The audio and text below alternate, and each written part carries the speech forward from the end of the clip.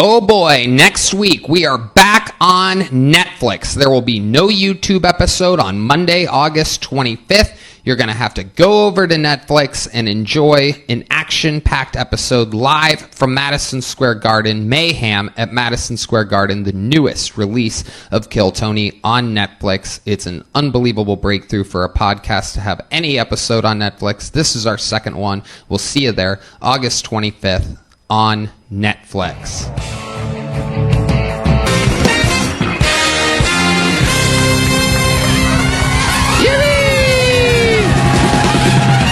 Redban, ladies and gentlemen. What's up?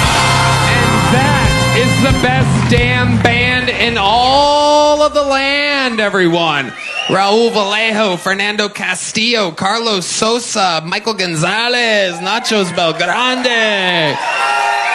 The great Matt Muelling on the electric guitar, the leader of the band, John Dees on the keys, and the backbone, the one and the only, the notorious D Madness, ladies and gentlemen, on the bass. Oh my God. What a show we are going to have tonight. We're happy to have you all. Before we get started, here's a little bit more from the amazing sponsors that made it all possible, especially ZipRecruiter, Shopify, Prize Picks, and OpenPhone. But here's some more. You guys ready to start tonight's fucking show or what? Every single week, two of the best comedians in the world I book on this show. This week, no different. One of them has the most watched special of 2025, including 10 specials available on YouTube. The other one is one of the original regulars of the show. 12 years ago, she was forced under the cruel tutelage, unheard of at the time, of writing and performing a new minute every single week for the internet. Today, she is one of the best female stand-up comedians in all of the world. Our guests tonight, Ali, Siddiq, and Kim Congdon, everybody. Fuck yes! Oh shit, Kim Congdon. Ali Siddiq. His new special is on YouTube at Ali Siddiq Comedy. He's on tour, Ali Siddiq Comedy, AliSiddiq.com, KimCongdon.com, on tour, Nashville, Tacoma, Charlotte, Fort Wayne, Dallas. Welcome back, guys. You've both done this show before. This episode brought to you by ZipRecruiter, Shopify, Prize Picks, and OpenPhone. Just made an extra few tens of thousands of dollars there. Just don't mind me. Yes. Business is booming. Welcome back, guys. Ali, how are you? I am wonderful. I'm doing great. Making a lot of money. Damn right. Can they do that money sign thing? Yeah, let's do it one more time. Yeah. Thank you. Ooh, we love that. Did the lights go a little bit? Do it again. Do it again, Redban. Wow, amazing. You guys are, I love the firework edition there for no reason. Nobody asked for that. Nobody asked for that. Kim, how you feeling? I'm doing great. Can you do the money sign but stop it halfway? Yes. She's coming up the ranks. KimCongdon.com for tickets. Yes. That's right. You guys know how it works. About 300 comedians signed up for the chance to get pulled out of this bucket. They do a minute uninterrupted. You know their time is up when you hear the sound of a kitten. That means they have to wrap it up then, or else they bring out the angry West Hollywood bear. And then I interrupt them, and we talk about their lives, about their set, about anything that might be more interesting that they possibly could talk about, or anything interesting about their lives whatsoever. The whole thing's improvised. Anything can happen. You guys ready to start tonight's fucking show? While we go wrangle the comedian from the bar next door that I just pulled out of the bucket, we are going to start with a very, very special comedian. While he's not a regular and he's not a golden ticket winner, he's been on only one time ever before, but I want to see more of him. I think everybody wants to see more of him. I kind of think he's an instant legend in my mind. Make some noise for the long-awaited return, kicking off tonight's show with a brand new minute. This is Sir Winston Pickles.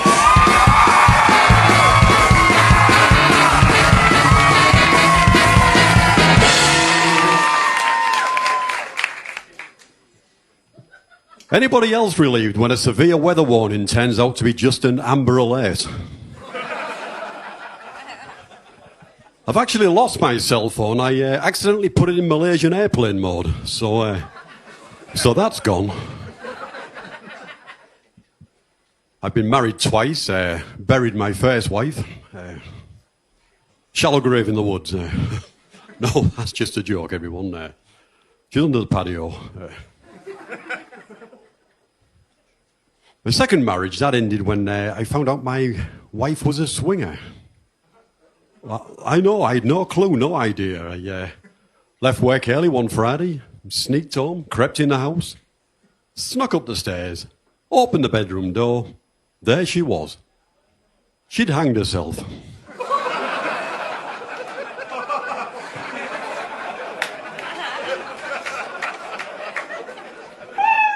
She was swinging. Sir Winston Pickles. Hell yes. Hello, sir. Welcome back, my friend. I love your style. A dark, dirty, evil clown. You are so photogenic, videographic. I'm not exactly sure what the word is, but you play well on this show. Thank you. I have my mother's eyes. Yes. They're in a mason jar, but I have them. Wait, what? They're in a mason jar. Oh, Jesus Christ. See what I'm talking about? He just got me again. I've been Sir Winston Pickled. Fuck yeah. I love your style, Sir Winston Pickles. Remind us, how long you been on stand-up now? 6 years as stand-up, 10 years as a clown. Right. 6 years of stand-up, 10 years in whiteface. Absolutely incredible. Fun times. Is this your guys' first time seeing Sir Winston Pickles, Allie? Yes, and I'm terrified. I don't fuck with clowns, man. And I'm sitting there like,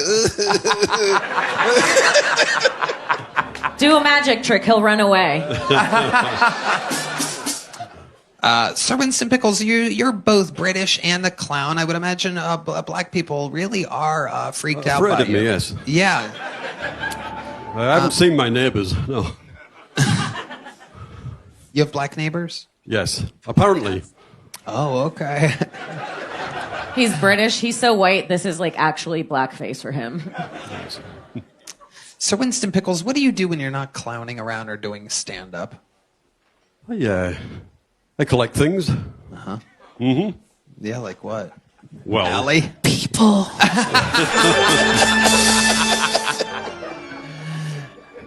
What do you collect? Well, my greatest accomplishment was getting the fingerprint of a school friend. Fingertip. Fingertip of Yes, a school friend. a school friend. Junior school, yes. He cut his fingertip off in wood shop, and I picked it up, thought the hospital would need it, and I kept it. This is one of those moments where it's not a bit. And we're watching this thing that's going to happen. It's a true story. We're in the documentary right now, you guys. This is... Did you put it in? I put it in ice, thought the hospital would need it. I mean, bear in mind I was only 9. Yeah. But, You were doing the right thing. Then nobody asked for it, so I kept it. And then, Wow. what type Allie. of spooky shit is this? It is. That is So freaky. scary. That part's freaky. Do you ever fall asleep in the makeup? Do you? yes, often, yes. Yeah. Do you ever fall asleep?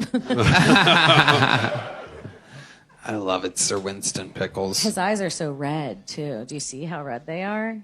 They're so That's scary. all these vaping fuckers. It affects your eyes. Yes.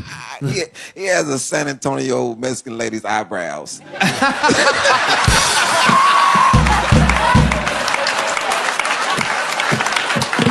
Boom. Ali Siddiq. You're damn right he does. Holy shit, I was wondering what looked familiar about you. That's what it is. Absolutely incredible. Sir Winston, is there anything interesting about you that we haven't learned in any of the other parts of the 2 interviews that you've done? I left England, and unbeknownst to anybody, I just took off. Oh. I had a psycho bitch for a first wife, and she came home from work, and I'd already gone, moved to America, just like that. Wow. Did you ever? True story. Did you ever call her and tell her? No, just left. Wow. Good for you. Yeah. Allie. Saw a chance, got out of there. If he didn't have on the makeup, he'd be a pinky blinder.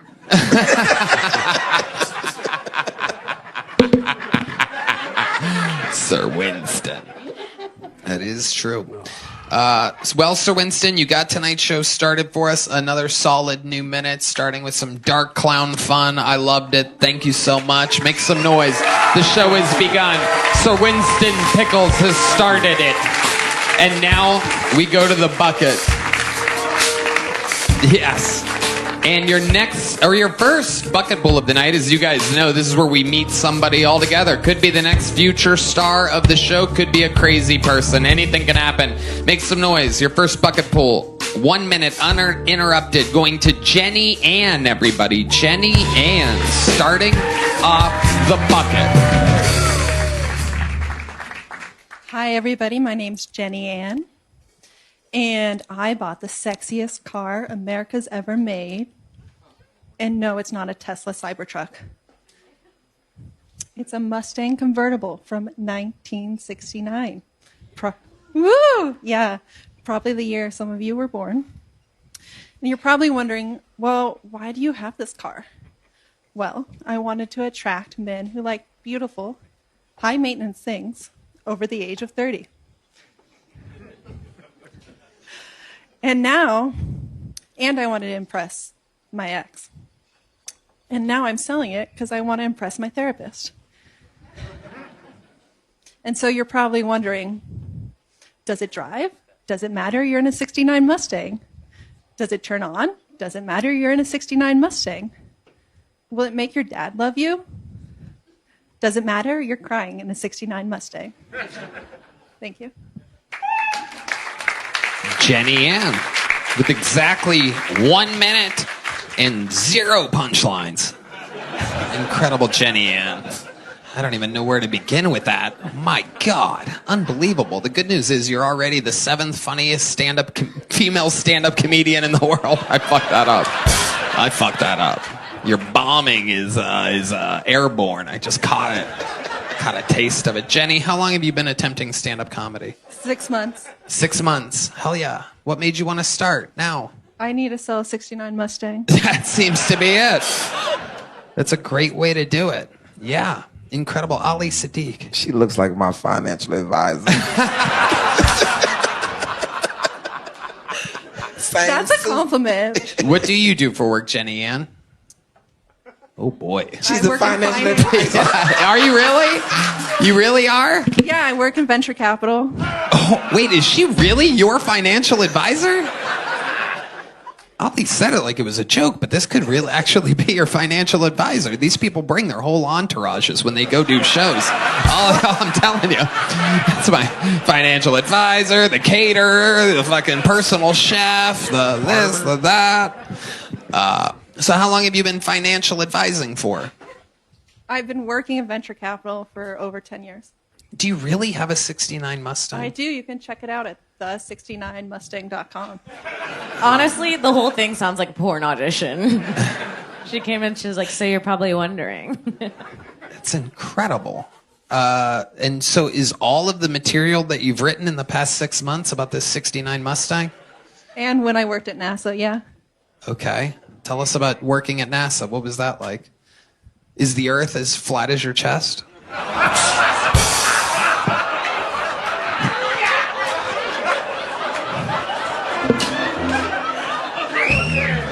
This is Kill Tony.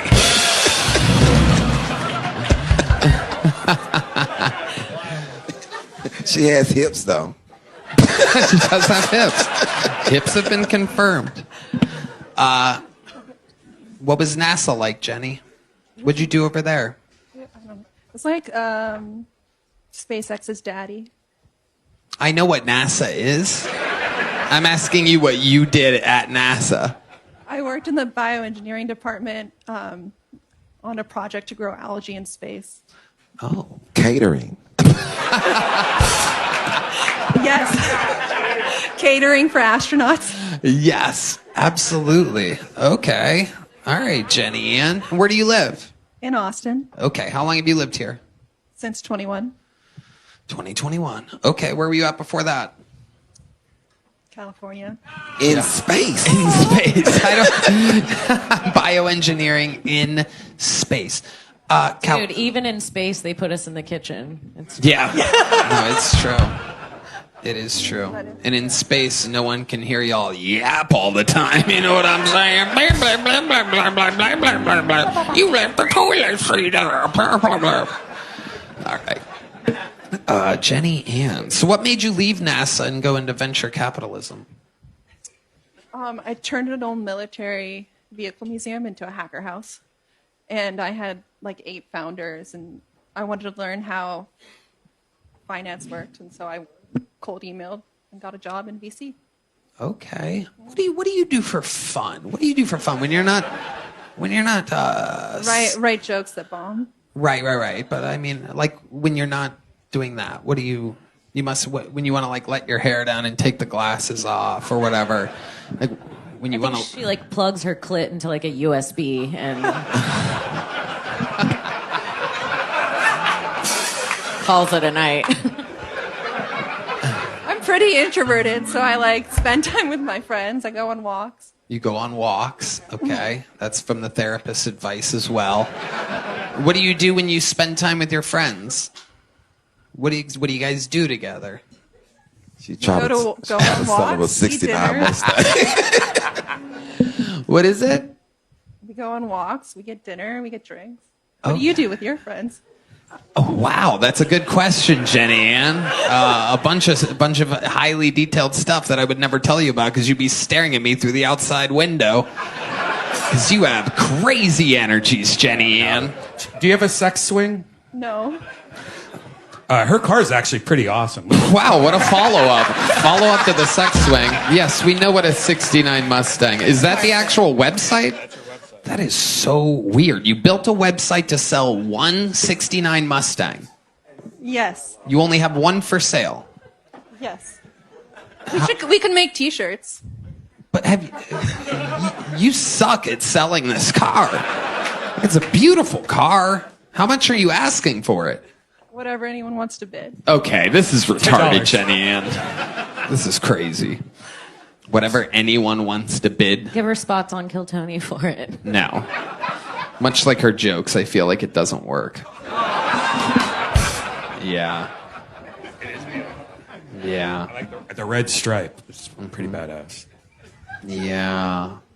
All right. She has a Mustang gallery. That's what we're looking at. Yeah, it's just the one car. You're It's very type A. I'm actually pretty type B. But yeah. Jenny Ann. She lowered her type. No, I'm B. Okay, Jenny Ann. I'm gonna let you go. She's heard that before. Yeah. Okay, I'm sorry. If he said it, it'd be funny. Did you have fun here tonight? Yeah, I did. Okay. All right. Here's a little joke book. Here we go. Boom. Good catch, Jenny Ann. Wow. Shocking. Shocking catch from Jenny Ann. All right. There she goes. Go on, Jenny Ann. Back to where you came from. Back to obscurity for Jenny. Oh, my God. Wow. Holy shit. Look at that. A woman with cleansing the room of Jenny Ann's energies. A woman with a fully operational vagina.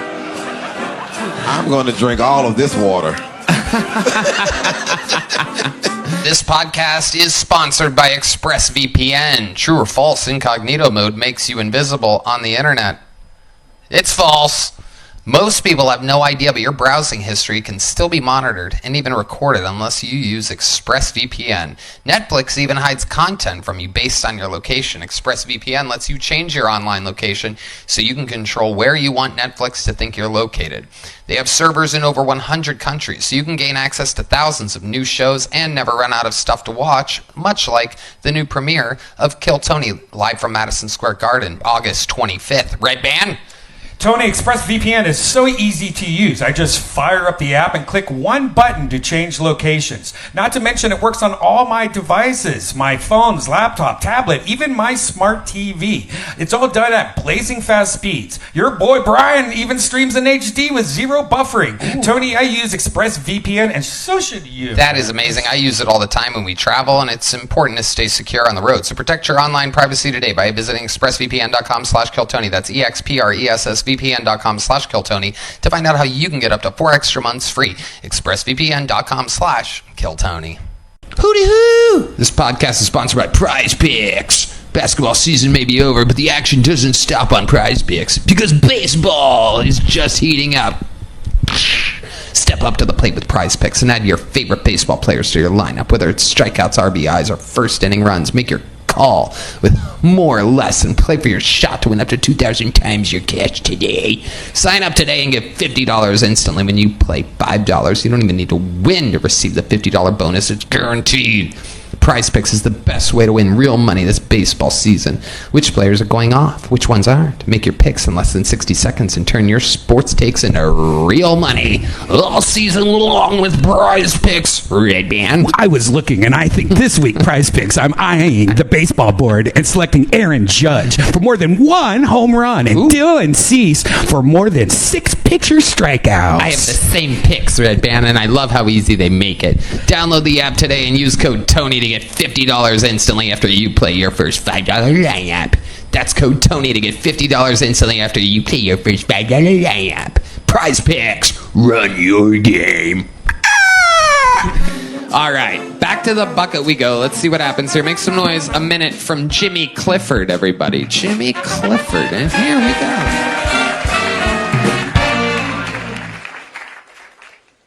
So my little sister is a conspiracy theorist. And the other day she walked up to me and she goes, "Hey, did you hear about this Helen Keller bullshit?" And I was like, "What was that, Alexa Jones?" And she goes, "Yeah, my teacher's trying to peddle us some fake news saying this bitch was born blind and deaf, but I'm supposed to believe she learned how to read and even gave speeches." I'm like, "Yeah, right. Biden was the president and even he couldn't do both of those at the same time." I was like, "Katie, Helen Keller was born blind and deaf." She goes, "Then how'd she learn how to read?"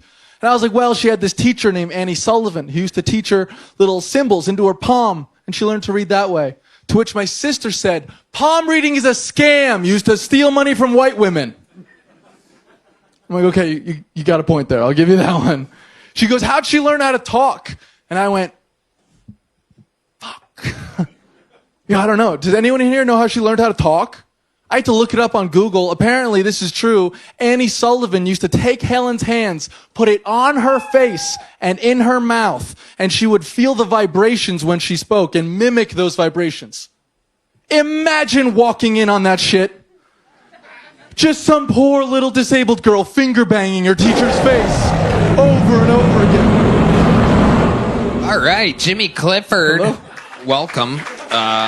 With a super topical bit about Helen Keller learning how to make noises. I'm pretty sure that bit was old at the time that this Mustang convertible that's for sale was made. That was insane, Ollie. He looked at me like I did the growl. I've been over here suffering listening to you, and you gonna look at me like I did something. You didn't help me, Ollie. You let me drown. Not my job. That was actually the sound of Helen Keller trying to say hello. Kim Congdon. I feel like we all wish we were blind and deaf during that. That was something else. Jimmy, how long you been doing stand-up? I've been doing stand-up for like a decade. A decade. A decade. And you went with your Helen Keller. I went with the Helen Keller joke, you know? It was apparently a poor But he decision. spent 5 years of that explaining to 15-year-olds who Nirvana was, so... All right, That was about as good as the Helen Keller joke. Thank you. Wow. Jesus. saying. Having a battle of the titans here. Jimmy Clifford versus Kim Congdon out of nowhere. So, Jimmy, what made you choose that material tonight? I don't know. It felt mean. Felt like this was the right room for it. That's what people do. They think that. It's interesting. Yeah, I don't know why. There was a fucking clown up 2 people ago. It's a sweet little room. I don't know why you'd be mean or dark or anything like that. Yeah, how do you talk about Helen Keller but be the retard? You now Kim's pissed. come No, back. don't do the Good stand-up thing, Kim. Stay seated. We're not on Legion of Skanks right now, where you have to like make sure everybody knows you were just funny. Jimmy, Jimmy, what do you do for work? I'm a video editor. What kind of videos are you editing? Child porn. Is it child porn, Jimmy? It's not child porn. What are you no. editing? I edit all sorts of things. I edit a lot of online content where I make fun of people on Cameo. Okay. I mean, I feel like Cameo is pretty topical for Kill Tony. Most of the regulars is how they make their day-to-day wage. Again, dead silence after everything you say. It's almost amazing. Like if we wanted to get room tone for audio, I would just have you do a joke so we could make sure that we have the ventilation and the sound of lighting and everything edited out of the baseline sound. It never gets quieter than when you try to make some noise in this room. Jimmy, so where do you live? Austin? I live in Austin. For how long? About 4 or 5 years. And where were you at before that? Jersey. Okay. You're from Jersey. What was that like? Living in Jersey? Yeah. I mean, it was pretty good. I lived on the shore, so it was fucking nice. I don't know. Have you been to Jersey? There's not really much I can say about it. Okay. I guess not. 10 years in stand-up and a lifetime in Jersey. Not much to say in either one of the things, I guess. What do you think the most interesting thing about your entire life is, Jimmy? The most interesting thing about my entire life is I married an immigrant recently. You're what? Yeah. What? I married an immigrant. Okay. Yeah. Where'd you meet the immigrant at? Scotland. You went to Scotland. I went to Scotland. What made you go to Scotland? The Edinburgh Fringe Festival. Oh, okay. Yeah. So you went It's out happening there. right now. Yep. And then what happened? You were at a coffee shop or what? No, I just started screaming at people on the street to come to my comedy shows because, I had to do something. And clearly Kill Tony wasn't moving the tickets for me. So Yeah. I barked her into a show. She enjoyed it. And then she came back. Wow. Yeah. Wow. So she came up to you and she goes, I want to see your show. Yeah. And then after the show, what did you do with her? You guys go have drinks or something? Yeah, we grabbed drinks, got a date going. It was fun, Did you hook up that first night with her? Gentleman never kisses and tells. Tony, that's my wife, for fuck's sake. Boo, what do you know Kiss her? and tell. Yeah, no, you're on a show right now. You're on a show, Jimmy. Here's a little joke book. Okay. Ollie, what do you think about all this?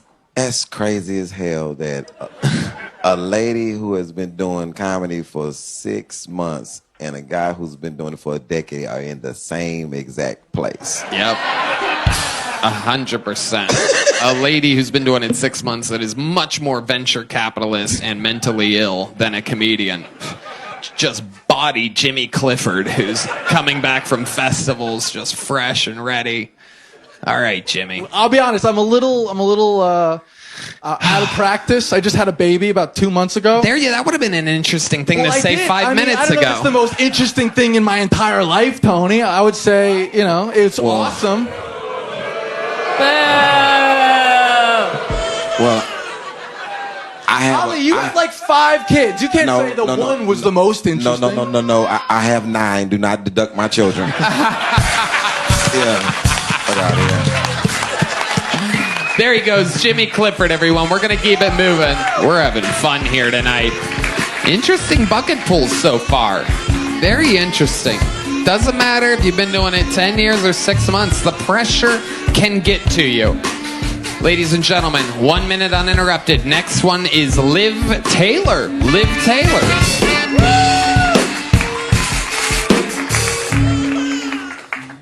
So I recently turned 31, and as a woman, I realized that now I'm in my 30s. There's a point in your life that you realize you're no longer in your 20s. Like, that decade of your life is over. That defining point, there's a defining point. For me, I thought, that's just when you turn 30. Apparently, that was when I realized I went from having headlight tits to a headlight and a fog light. Bitch, where are you going?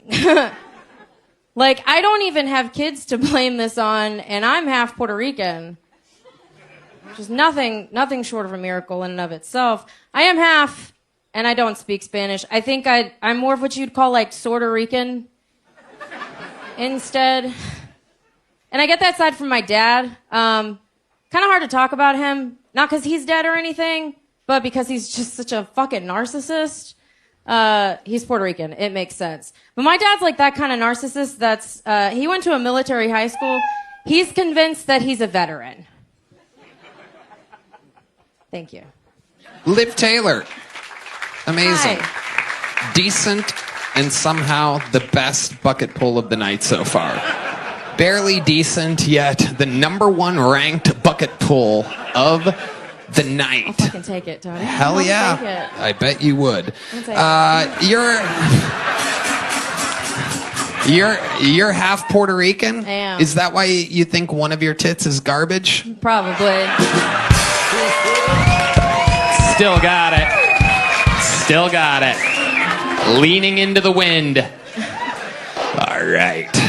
I love it. Liv Taylor. How long you been doing stand-up? Almost 2 years in November. Okay. So- How do you make money? I'm a vet tech. Vet tech. Yeah, I actually I've been working for about 2 months. The last time I was on, I didn't have a job. I found a job not long after that, so. That's what happens. The Yeah, Kill it's Tony great. bump. A lot of people think people just make money off Cameo here for some reason.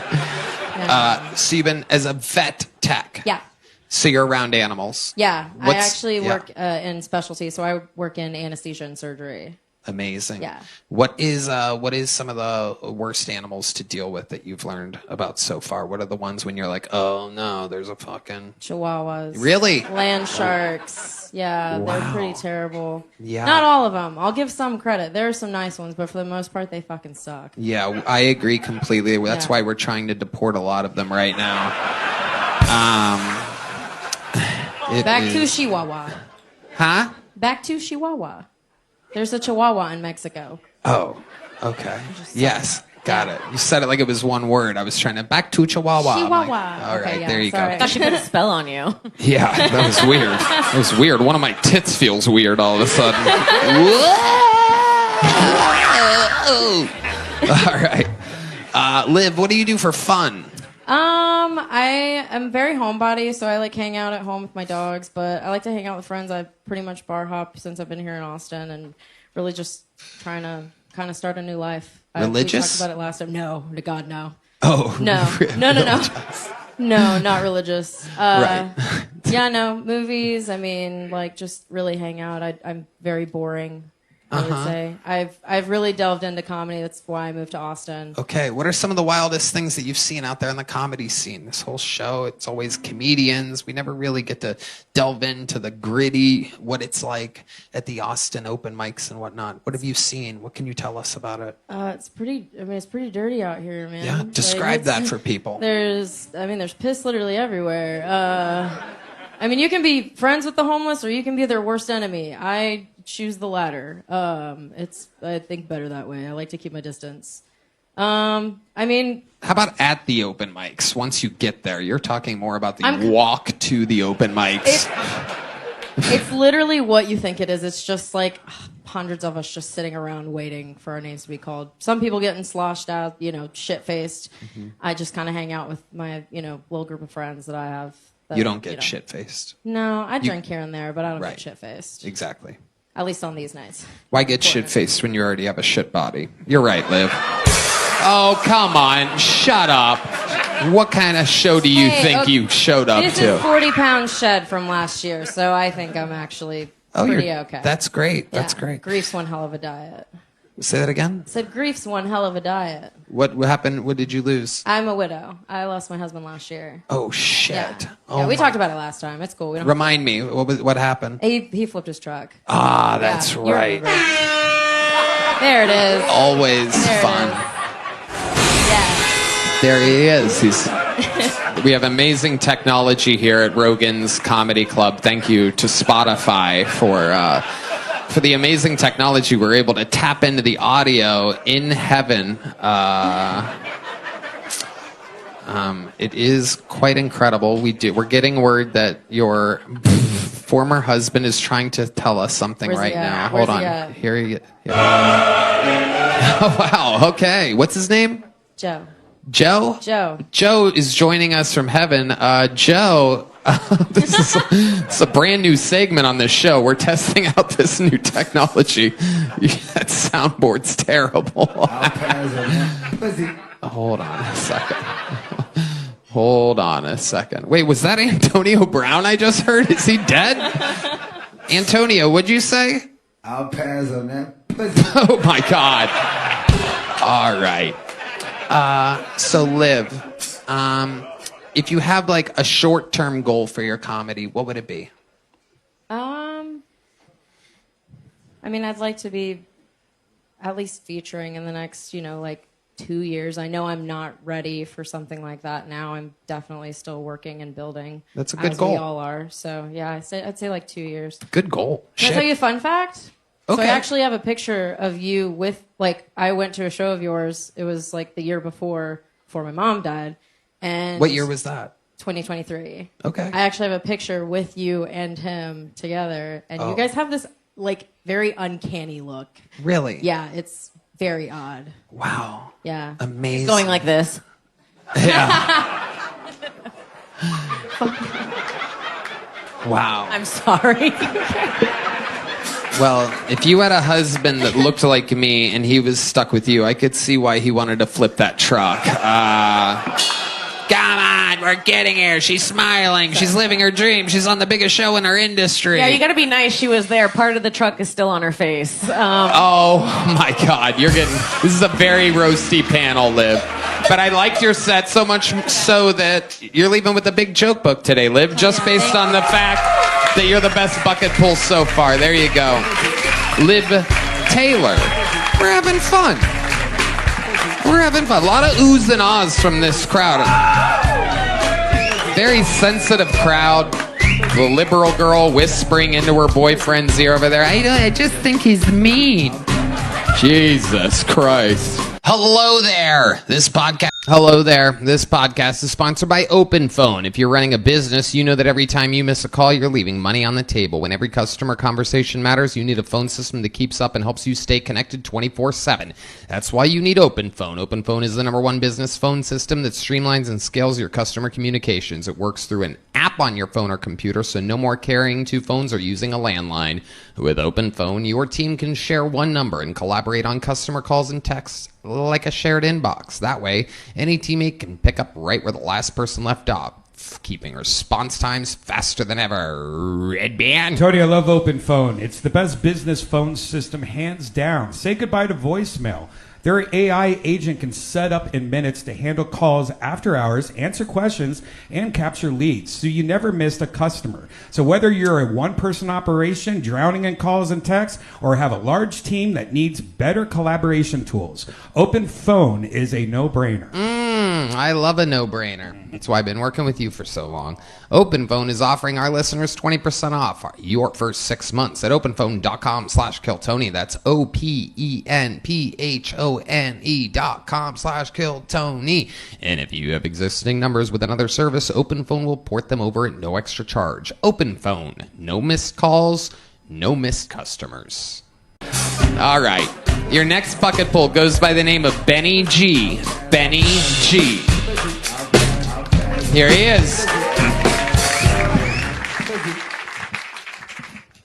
So I married the Wish.com version of my high school crush. The original was named Heidi, big busty like this. The knockoff is more like this, arthritis in both hands. But when we finally got divorced, she took me for pretty much everything. I was so ticked off that I called my sister directly after and said I hoped Obama at the time went the same route as the funny mustache man and just eradicated all redheads. And yeah, I was pretty ticked off. And she happens to have a son who's redhead, and she said, well, what are we going to do with Elijah? I said, we're going to throw him in the attic like Anne Frank. So, but unfortunately that prayer did come true, and they ended up going after red hats, so I've got to apologize to Gino Carano. Totally my bad. All right. I loved the first 30 seconds of that. That was good. And then I have no idea really what the fuck you were talking about after that. I felt like I kind of got edged with genius. I thought it was going to go. The arthritis hand opener had me. I was very interested. And then something, redhead, red hat. Okay. Hell yeah. Ollie. He's very nervous. You are? He's shaking so hard. I'm over here trembling. What the fuck is going on? The clown just took his makeup off. It's just regular old Winston Pickles up here. Benny G, how long you been doing stand-up? This is my very first try. Wow, okay, that makes sense. No wonder you're shaking. Look at that. How old are you? I am 42. 42. What made you want to start today? I've been actually trying to sign up since October of last year, and what got me down here was the Holy Spirit. I found Christ a little over a year ago, and he put it on my heart to come be a comedian. Wow. Absolutely incredible. So when Christ found you and told you to come to Kill Tony on a Monday night, what exactly did he say? And where were you? And when did this happen? And what did you eat that day? It was a long journey. So I was an atheist for 40 years of my life, and in January of 2024, I called out to a God I didn't believe in, and I actually heard back from him. Okay, so what's the number to God exactly? Can you give... When you say you called out to God, what exactly happened? Can you describe this for us? I just got ripped off by my in-laws at the time. And for how much? How much did they rip you off for? Give me a number. Not a specific number. I was supposed to be getting 75% of all the calls I was doing, but they ended up giving me 40%. And I was taken aback by it, and asked my wife to try to rectify the situation because they were her parents. And she told me I needed to sell my belongings, sell myself like plasma and stuff like that to make ends meet. And in that moment, I called out to God. So. You talking about a real sympathy story here. Yeah, this is incredible. This is incredible. Did God tell you to leave that bitch? Was that his first thing he said? So, Benny G, it is me. I've come to answer your call. You deserve the 70%. You have to leave this family and sign up for Kill Tony on Monday nights in Austin, Texas. Your story deserves to be heard. We actually did end up getting divorced. Absolutely. I had a feeling I was on the spectrum, so I went and got tested, and turns out I have Asperger's. What a waste of a test.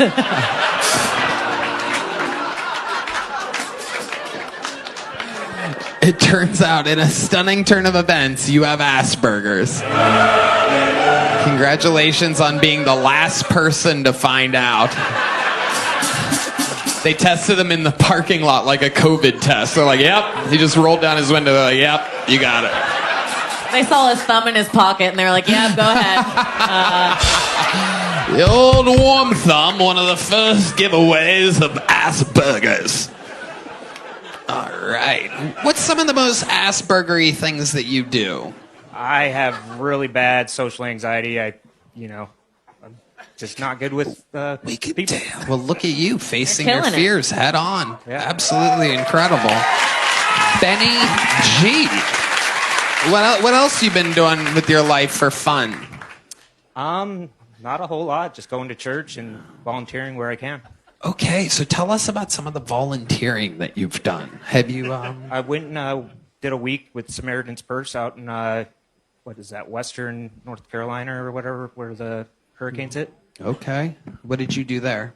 We were just clearing a bunch of different trees and stuff that had fallen in people's homes. Nice. Very cool. Incredible. Do you ever talk to the devil? I mean, if God talks to you, you might as well, they say lightning doesn't strike twice, but has the devil ever reached out to you since you have a direct... Oh, we have someone... It appears as though there's someone calling in. What do we got here? Where's the... Hold on a second here.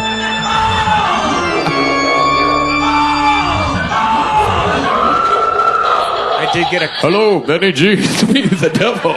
I know I sound a lot like God, but... Well, you asked if I talked to the devil. My ex-wife did call on Sunday. Oh, shit. Boom. This ex-wife is getting lit up. Lit up. Hell yeah. You're nailing 70% of these jokes. I love it, Benny G. Do you have any kids? I do. I have 3 kids. 3 kids. I love it. And are they grown up or? 17, almost 15, and almost 14. Wow. Okay. Do they have the devil inside them, like especially the 17-year-old? No, he's actually on the spectrum. Redban, what is wrong with you? Like, do you have like your own quota for retarded shit you have to say? Like, oh, it's been 10 minutes. Is your 17-year-old corrupted? What's the craziest thing about your 3 kids? Not a whole lot. They're, I mean, besides being on the spectrum, they're pretty normal. They're all on the spectrum? All but my youngest. Wow. There's a. What do you think you did different with the youngest? How do you think the youngest avoided the spectrum? Did you do something different? Perhaps hold She out? might not be mine. Oh. Oh my God. I am so saddened by this. It's a lot going on here, man. I love it. So what makes you think that that kid might not be yours? Other than the spectrum thing, does it look different? Yeah, she definitely does look different. She's black. Well, she does have an afro, so. Oh, what was that? I said she does have an afro. He said. Are she's you black. serious? Oh, she's got massive curls. Have you ever?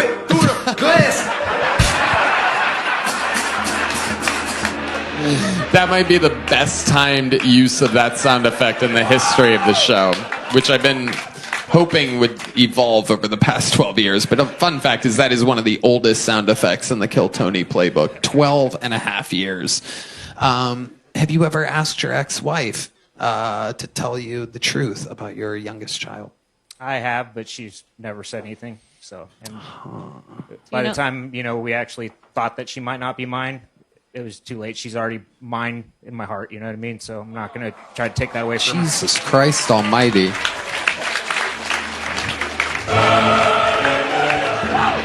Is there anyone you think it could be? I don't know. In the 10 years I was with my first wife, I caught her cheating on me 3 times in the 10 years we were together. Oh my God. How many of these times was when she went to go see Ali Siddiq live? Let's talk about you. And I know this is, obviously personal, but you've seen this show. And let me tell you, you are crushing this interview right now. Everyone wants to look cool, and I don't really have any hobbies. I'm a homebody. I go to bars. What do you do for fun, Tony? These idiots. And meanwhile, there's you, just unable to tell a lie, just over here.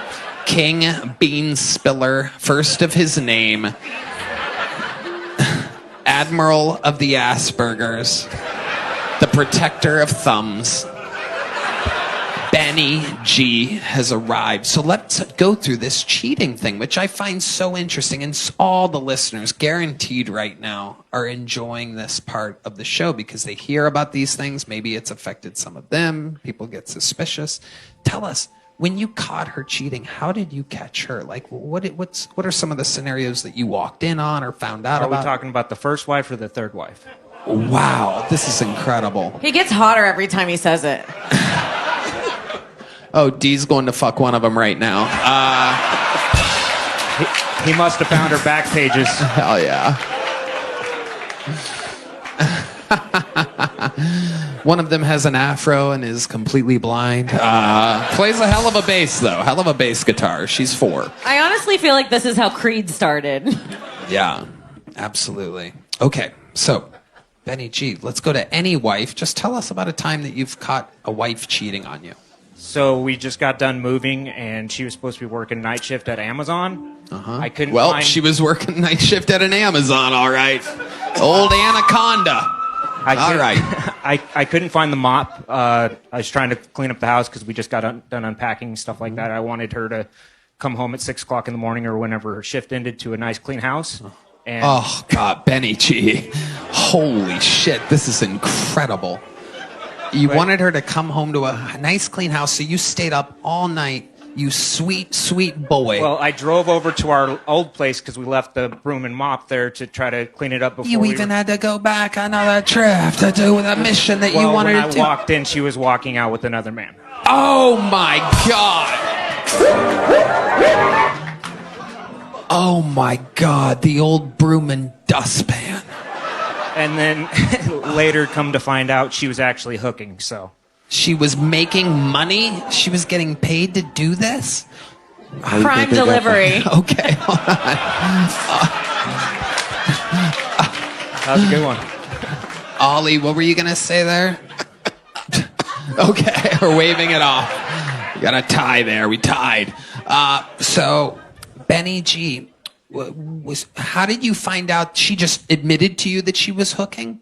It was actually one of my coworkers. He said she walked out of your old house. No, he'd been on Reddit, and he's like, "Your wife recently got braces, didn't she?" I'm like, "Yeah." How do you know? You haven't seen her in like 2 years since the last Christmas party or whatever. And he's like, "Well, you might want to look up this name on Reddit." And sure enough, I did, and there was all her back page ads from the time we started dating. Oh my God! What's her name?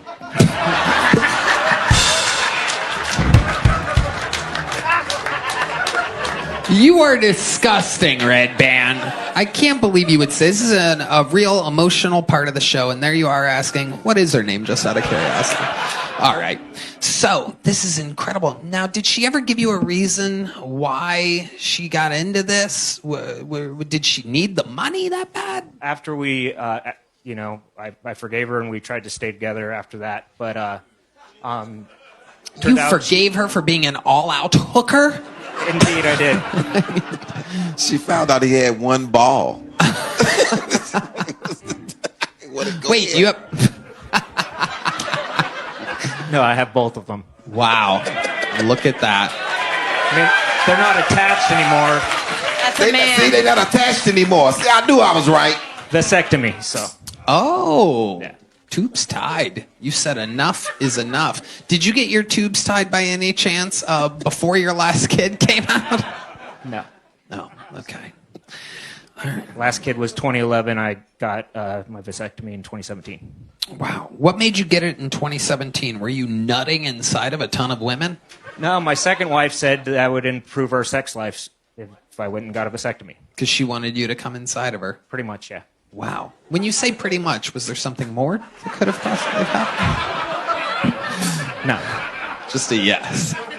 Okay. So she wanted you to come inside of her, but she did not want any little Asperger babyettes running around. Beep, boop, beep, boop, deep, dop, boop. She didn't want any of that, right?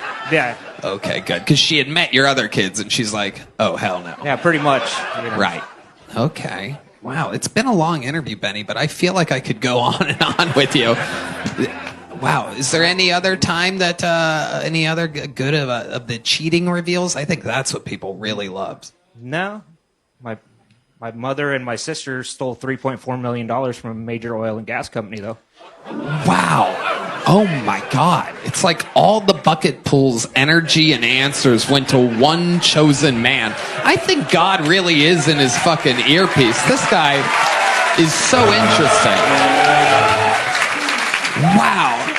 Did they get in trouble for that? Oh, yeah. My sister did, I want to say, 5 years in prison. Yeah, those oil and gas companies tend to be able to afford lawyers and private investigators. How did they think they were going to get away with it? I mean, they got away with it for like 10 years or something. Wow. Worth it. And they tracked him. It's enough time to spend the money, that's for sure. I mean, you can Google it to this day. It's a national story in Denver. Yeah, and you were close with them? Yeah. What did they spend that money on? Do you remember anything specific where you're like, that's kind of weird? I mean, hookers and blow. I don't know. Wow. Look at that. Even your own mother was fucking your wife at one point. Incredible. Benny, I love your style. You're so loose up here. You're smiling. And 15 minutes ago, you were shaking. An unbelievable job. Unbelievable interview. Thank you so much for coming by. Benny G, everybody. Let's fucking go. A compelling story. His biggest fear, social anxiety, and he just crushed it during the interview part for 15 minutes. Let's see if this person can follow that. Your next bucket pool goes by the name of Ty Marion, everybody. Ty Marion. Oh, we know Ty. All right, this is my fourth time now on the show. It has not made me famous, but it's cool because I still look famous. Like, I know I look like a racially ambiguous Ross from Friends. Not too long ago, a dude came up to me in the street and said, hey, you kind of look like a special needs David Blaine. And then he goes, but I bet you're not allowed to do magic within 100 yards of a school. That's kind of fucked up because, like, I won't even listen to Drake. But about a week ago, a girl rejected me because she said that I look like a wax statue of Happy Gilmore that was left in the sun too long. I was like, oh, you got a Sandler fan? Well, I bet if you come over, I'll make you call me Big Daddy. And she goes, I bet if I go over, I'm going to find out you have a little Nicky. And I don't. It's more like an uncut gem. Thank you. Wow. I mean, that is true. You do look like all of those things. You are indeed. The platform that God has given you, a face like that, has led you right here in this moment with great jokes about what the fuck you look like. Thank you. It is incredible. A lot of people with a face like that would be sad and have nothing to do with it in their respective industry. Meanwhile, it's like you have a prop with you at all times. I love it. I'm signing autographs left and right. None of them are for me, but it's fucking fun as shit. You know what I mean?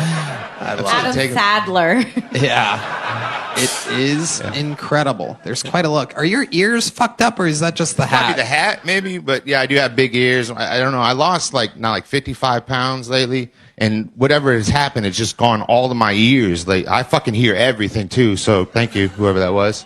Wow, incredible. Thank you. No, that one ear is definitely fucked up. Yeah, that ear's a little fucked up, right? Right? No, it's like a little chunky ear. Is it? Your lobes you have gigantic earlobes. God. It's totally two different ears. That's a new one. You're definitely melted on this side. It's definitely two different. Yeah, it is an interesting look. Does your whole family look like this? Nah. Just you? Pretty much. How do you think this happened? Don't really know. Have you ever slept before? Have you ever do you eat and drink the same thing every day? Like, what is it? Well, let us know what to avoid exactly. Kind of like I don't think it's really like food related. Like I kind of do look a little different from my family. So recently I did a 23andMe, and I found out that I'm 100% unable to handle that many guys at once. I couldn't hear what you said. D Madness just sat down and he murmured the words, "This motherfucker ugly as shit." That's all I just heard. Even D knows, which is incredible. Born blind, but meanwhile he walks in from using the restroom and can just tell. Ty, anything crazy happen in your life since the last time you were on the show? I got hit by a car riding a Lime scooter. Okay, did it hit you in the face by any chance? Nah, it would have helped me out, I think. Yeah. No, just one of these great Austin drivers we have here in Texas just not paying attention and went through a red light as I was coming through an intersection. And wow. Yeah. They ran a red light and hit you on a Lime scooter. Yes. So they were going normal, like 35, 40. She was about to make a right turn, so... When you say she, what ethnicity was this woman? She was Hispanic. Ah, okay. Surprising. Yeah. Fuck. Yeah. Another L for the Hispanics. Okay. And what did she stop? Yeah, she could. She was on top of the scooter. She didn't have really a choice. Did you fly over the hood? Well, like... Wait, so the car was on top of the scooter. Yeah. Got it. So, like, not to harp on the last two stuff, but I'm kind of autistic as well. Like... No. Trust me. We just had fucking shaky McWhat the fuck up here a second ago, so it's not really registering. My story is I didn't get diagnosed until like really late in life, so I've had to like battle it and try to be normal and act like a normal person. So it's just a facade. What did they tell you that you have? A face that looks like an Asperger? No. Okay. Somebody order number 33, Asperger. I think they said your face has draughtism. All right, you can see up close. It's okay. Very saggy. Thank you, sir. Okay. I'm going to kill myself later. You want to come over? Kim has one joke that doesn't work. She goes on a 6-minute rant. Well, fuck you. Thank I'll fucking you. die right now. All right. Well, Ty, fun times. You were on the show again. You've been on numerous times before. Anything else crazy we should know about you? How did it end, the thing? Did she give you money? Yeah, well, we're kind of settling that now. Oddly enough, the cop that arrived was the same cop that was here on the last story that I told on the show. Not to rehash anything, but it was the same guy. So he was like, hey, you want all this information. You need to go ahead and do this. And I was like, I think I'm fine. He was like, you're not fine. Oh. So we'll see what happens. Okay, well, I hope the settlement happens before this episode comes out. Oh, you'll notice the limp now when I leave. Oh, yeah, for sure. Absolutely. All right, Ty Marion, what do you have? You've had a big joke book Yes, before? sir. Okay, well, then there you go. Ty Thank you very Marion, much. everybody. All right. Very exciting. Guys, this podcast is fun. We're going to bring up one of the rising comedian stars from Canada that's been on this show numerous times before. Here with a new minute, make some noise for Ben Bankus, everybody. It's Ben Bankus.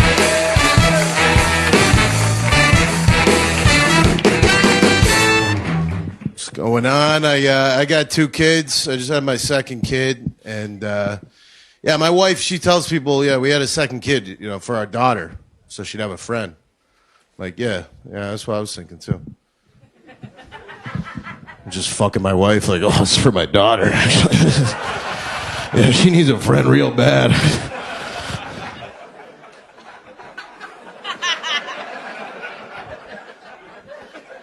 But I got a son now. Every guy wants to have a son, right? Because it's manly, and you know, you've seen those gender reveals where the guy already has 2 daughters, and then it comes out pink, and he's like, "Fuck, can't fucking handle this shit."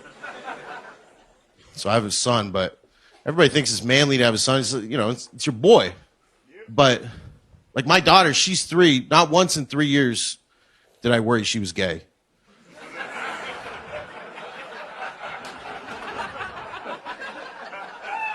My son's 3 months old. I'm fucking worried.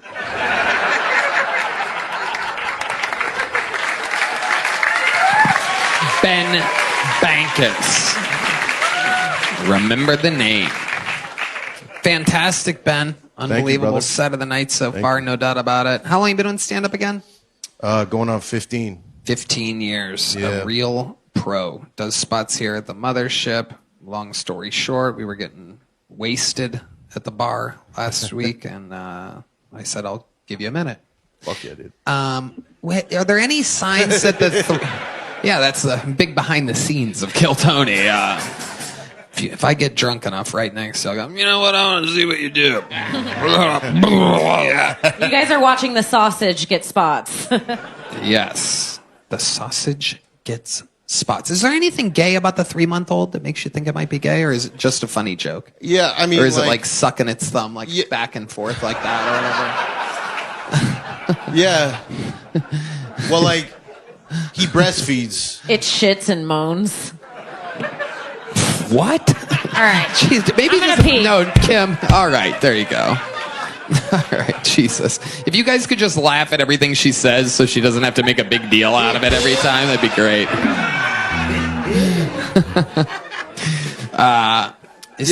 My kid, like, he breastfeeds, but, like, he was breastfeeding, then he coughed weird, like he didn't like it.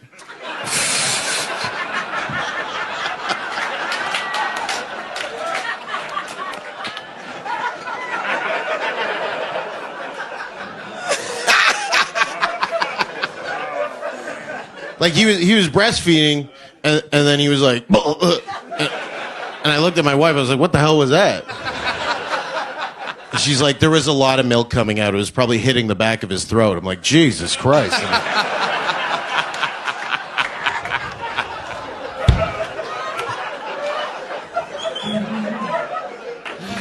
Amazing. I like him. Ollie? I like him. Hell yeah. He's good. Sometimes it's my fault because I'll like feed him with the bottle like this, and then like you just like I'll like rest it under my chin, and then I'll just like go on my phone, and then I'll look down and like the bottle's shifted, and it's like, oh yeah. I'm like, fuck. Now I'm making him gay. This is right. This is a lot easier than I thought. You're contributing. So that's amazing, Ben. And how old's the daughter? She's 3. 3. Okay. And you're still with the baby mama? Oh yeah, we're married. She's baby. up in Canada? No, she's here. Okay. Yeah. What does she do? She's a stay-at-home mom. That's right. Fuck yeah. Okay. Nice. I'm also, can we play the money thing? See, you're just doing it, stand-up comedy, making enough money. Stand-up comedy touring, the whole country. Just did Pittsburgh, Cleveland, Chicago, Rosemont, Illinois, all sold out. Nice. BenBankus.com. BenBankus.com, baby. BANKAS. Check him out on tour. Unbelievable Yes, set. Thank you, bro. Great stuff, Ben. Thank you. Make some fucking noise for Ben Bankus, everybody. Smooth and easy. Ollie Siddiq. Before you leave, I want y'all to notice something. His shoes are nice. Ooh. The last two guys' shoes were fucking terrible. Yeah. That's how you know he a pro. That's true. No, you're absolutely right. Fucking, did you see them Pumas on the last guy? I actually just started wearing Forces, and now I really feel for black dudes with the creasing of the. Like I had to ask my black friend how to not crease them. And he's like, "You got to ball your feet up." I was like, "Oh, that's why you guys walk like that."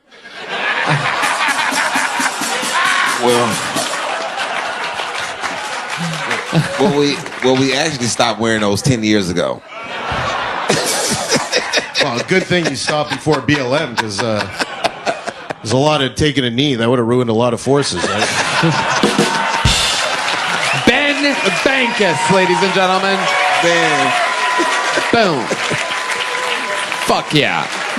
Back to the bucket we go, ladies and gentlemen. And here is a new name. Make some noise. A new minute, new name. It's Dave the Butcher, everybody. Dave the Butcher has arrived. God damn, it's bright as fucking hair. It's bright as fucking hair. Can't see shit. Where all my black folks at? Smile. Oh, there might be one over there. Oh shit. I get it, Tony. Keep them on stage where you keep an eye on them. You know what I mean? My bad. Keep them on stage where you can keep an eye on them. Bless you.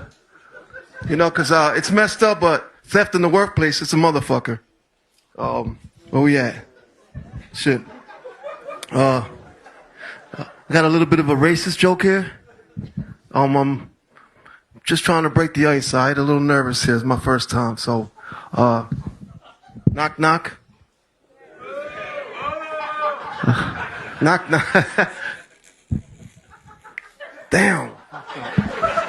Thanks a lot, buddy.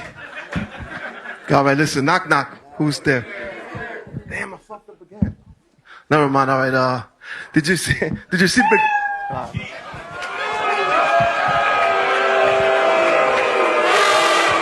Wow. Holy shit, Dave. What the fuck are you doing here, man? What would make you do this? Why would you sign up for this? I'm sorry, man. It's bright as fuck. I can't see shit. Yeah, well, how would seeing anything? D-Madness crushes back here.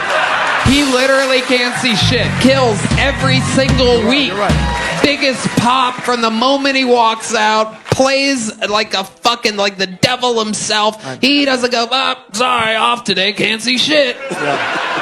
Crushes. You're right. Meanwhile, you can see a lot. Yes, the lights are brighter than they are in the alleyways where you're used to performing. Have you ever attempted stand-up comedy before? A couple times. I'm 6 months deep. 6 months deep. Yeah, okay. All right, Dave. What the fuck? Do you have a joke in 6 months? Yeah. I got a couple jokes. Do they all end in knock knock? That's how the joke's supposed to start. It was supposed to be knock knock. Go ahead. Knock knock. Fuck you. All right. Fuck you.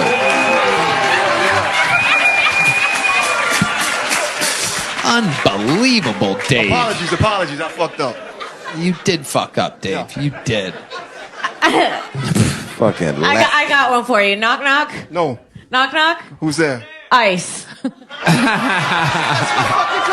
was gonna say Homeland Security, but that was it. All right. Ali Siddiq, what do you think about this? Fucking MS-13, terrible ass. You're fucking terrible. Yeah, I was hard. Like, you should take that mic and hang your fucking self. Fair enough. You go by the name Dave the Butcher. Yeah. Is that what you do? Are you a butcher? I'm a chef. You're a chef, so you're not even a butcher. You're not a butcher. You're No, he not butchers his jokes, but Yeah. Okay, where are you a chef at exactly? Houston. Okay, where at in Houston? This little place called Philly Flats. Philly Flats. Yeah. What do you make there? What do you specialize All kinds of stuff. Italian food, Spanish food, whatever. Okay. Sandwiches. Are you good at that? Yeah, I'm the shit. Okay, you know what I think you should do? I think you should go back there. All right. Fair enough. Fair enough. I fucked up. You from Houston? Yeah. Fucking making me look bad. Yeah, exactly. This thing. Check out the kicks though, man. They're clean. Shit's terrible. Do you have lampshades on your tires, like on your car? Oh, okie dokie. Negative. Yeah. All right. I thought that was bad. That was bad. Yeah. Yes. Yes, yes, yes. You are the worst thing to happen to Houston since Katrina. Damn. It is incredible. Fair enough. Fair enough. You're terrible. Try. Work hard. Yeah. You have to do something next Yeah, time. definitely. There you go. No joke book, no nothing. There you go. Dave the Butcher. Absolutely nothing. Absolutely horrendous. Terrible. You guys having fun out there? How many of you like it when comedians do good on this show? How many of you like it when comedians do bad on this show? Wow. Evil. Wow, the lights even went off. Even Keno, the lighting guy, likes it when people do bad. Make some noise for your next bucket pool, ladies and gentlemen. Anything can happen. This is Rob White. Rob White. Kill Tony, how's it going? Oh my God. I did not think I was getting on the show tonight. Otherwise, I would not have dressed like a Dago on vacation in the 60s. This is a terrible fucking outfit for comedy, guys. Honestly, it's weird. Like, I don't actually do comedy. I have a full-time job. I'm a tattoo artist by day, stand-up comic at night, which is fun because basically I have two jobs that no one thinks is real. And, so, like, it was a weird thing, like, growing up, like, my dad's a tattoo artist, and he saw me, and he was, like, seeing how I was acting like a tard, and he's like, I need to solve this shit, I need to toughen up my son, so he sent me off to work to learn how to tattoo with his guy, Crazy Joe, at the age of 13. And 13 years old, I didn't need to be working with this guy. He was a fucking killer, okay? I mean, like, he wasn't killing it with the ladies or doing killer tattoos. I mean, he actually murdered a guy. He stabbed him to death. We could end there. That wasn't going very well. Let's be honest. Check. That's it? The joke ends with your dad stabbing a guy to death? No. What the fuck is going on tonight? Is anybody trying to make it anymore on this fucking show? It's a long, complicated. I should have chose better on my 1 minute, Tony. I should have chose better, yeah. Okay. Probably, I am so fucking dizzy watching him. I know, it's crazy. It is wild. Sorry. Rob White, it's okay, buddy. Okay. So how long have you been doing stand-up? I've been doing it on and off now for 5 years. 5 years. Okay. And do you have a joke? 5 years. 5 years ago, jokes? Sure. Let me just do a your best joke. 5 years. Best joke. Okay. Here's what I was working on. Guys, what's funnier, the Holocaust or slavery? It's a trick question because we all know the Holocaust never happened. Okay. All right, fuck it. What are you going to do? Christ. What's your second best joke in 5 years? You have another one? Another go-to? I am failing miserably. The setup punch is not an easy thing for me to do. I tend to tell longer-winded stories that 1 minute does not help. Yeah. And I didn't think this was going to happen today. This was like literally flew in today. Yeah, that's how it goes. That's what happens on a show where you sign up and your name goes in a bucket. Yeah, People don't know, and then now you know. This is what you do. Yeah. If you could have done something differently, you said you flew in today. What would you have flew done in today. differently? There's a lot of people that are thinking about signing up. Yeah, They're gonna fly in the day that. before. Maybe you should soak up the energy and get yourself prepared so you don't come up here and just wing it last minute. When you say prepare yourself, do you think the 5 years of attempting stand-up comedy could have applied at all? Look, the 1 minute is a hard thing to introduce yourself and tell any it's sort the of format of the show. Sorry, I didn't have any waka fucking happy Ali shit jokes. Siddiq. No excuses. Yeah. All right. And there is no waka. Now you're trying to insult the entire art form of stand-up comedy, but everybody who's funny gets laughs in a minute. Even if they're doing a 1 hour long special, there's laughs in the first minute. Yeah, well said. So it's not You're right. waka. Don't blame the audience. That's shitty of you. Yeah, I get it. There you go. All right, let's talk about your embarrassing life. What do you got for us? Anything? Fucking horrible. I have horrible stories. Let's go. I started tattooing at an early age. My dad had me tattooing in the shop. He Are was you a doing tattoo your artist. material again? No. This is like what I do every day of the week. 13 years old tattooing, so I've been doing it my whole entire life. And I did the worst fucking tattoo in the history of tattooing, like to the point where it's on every website. It ruined my entire comedy and tattoo career simultaneously. What was it? The Down syndrome tiger? No, it was a Sopranos portrait of the fucking family. How do we find this? All you have to do is, you remember the show? Bad Sopranos tattoo? Remember Ron and Fez? Opie and Anthony? No, I'm asking you a different... But that's where it happened on the radio. Okay. It happened on So how would we find it, was the question. The guy I tattooed was Eastside Dave. If you type in Eastside Dave's tattoo, it immediately just fills it the fuck in, because I ruined his life too. Right. And it's probably the worst. It looks horrible. So I did this. It was a radio promotion. Oh my God. See? Oh, it's horrible. My God. Oh my God. The Beatles. It is so bad, it's crazy. We're going to put it on the screen for those of you watching on YouTube right now. See it up. Holy shit. That's no, bad. They're not going to. Don't ever do that again, I told you. It doesn't work in-house. There's like only these 4 people are going to be like, go! This was a... I'm a that well-accomplished American traditional tattooer. That's what I've always done. No. But I was doing... No, it's I don't believe you. I'm second You also generation. told me that I think your dad was probably good at it. I think this is one of those things like fucking, Michael Jordan Jr. or whatever, where it's like... This was... Ali Siddiq. I wish y'all could see this fucking tattoo. Like Frankenstein, John Lennon, and the Sopranos. The tattoo is funnier than anything. There, this is what I'm saying. This section is disgusted. There's people vomiting. Wow, oh my God, this is incredible. It's incredible. This is great podcasting, everybody. Redban on the 1s and 2s. Wow, there it is. Redban is retarded. He can't do anything. Here we go. Here he goes. All he has to do is turn an iPad around, everybody. Let's see how it goes there. There you go. Yeah, there you go. People are just cheering Redban being able to do the simplest of simples. Everyone, well, what do you mean? What do you mean? I've been doing this 12 and a half years. I can turn an iPad around. Oh, man. Oh, I feel like this tattoo right now. All right. It's Rob.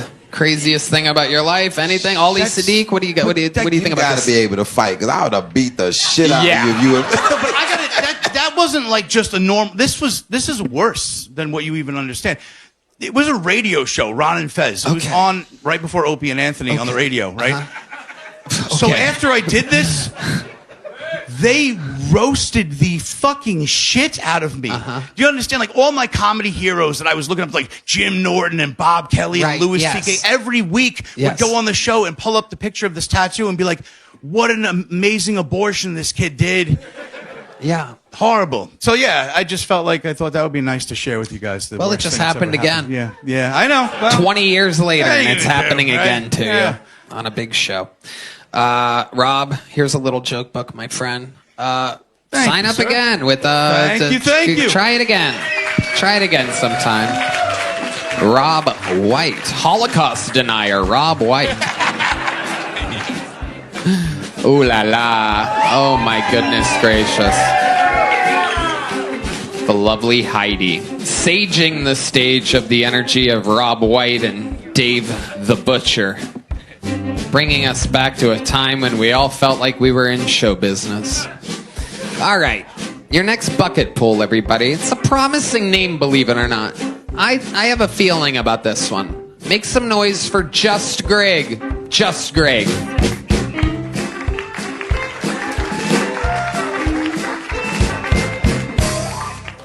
What's up, everybody? I don't know about you guys, but I hate getting bad news. But sometimes I think, like, what if I got bad news, like, in a fun, entertaining way, and then maybe I wouldn't mind it as much? Like, somebody be like, hey, Just Greg, got some bad news for you, man.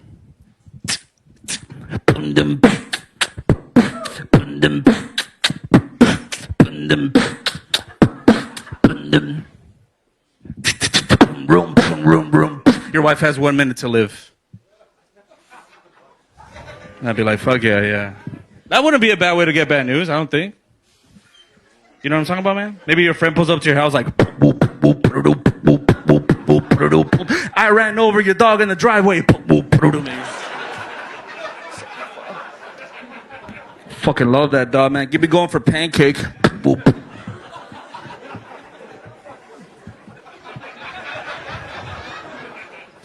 This is my impression of Donald Duck sneezing. This is my impression of Donald Duck having sex with a prostitute. All right, that's enough of that. All right. That's my time. Thank you, guys. Just Greg. Hell yeah. All right.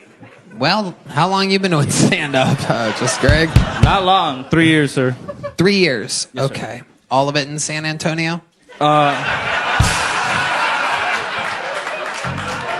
Could you tell? Really? No, sir. I started in El Paso, and then I just moved to San Antonio. So you do live in San Antonio? Yes, sir. How long ago did you move to San Antonio? About a year ago. Perfect. What do you do for work? I'm a stay-at-home dad. Wow, okay. Hell yeah. Thank you. I should have just said that. Amazing. How old are the kids? 6 and 8. Were their first words? Something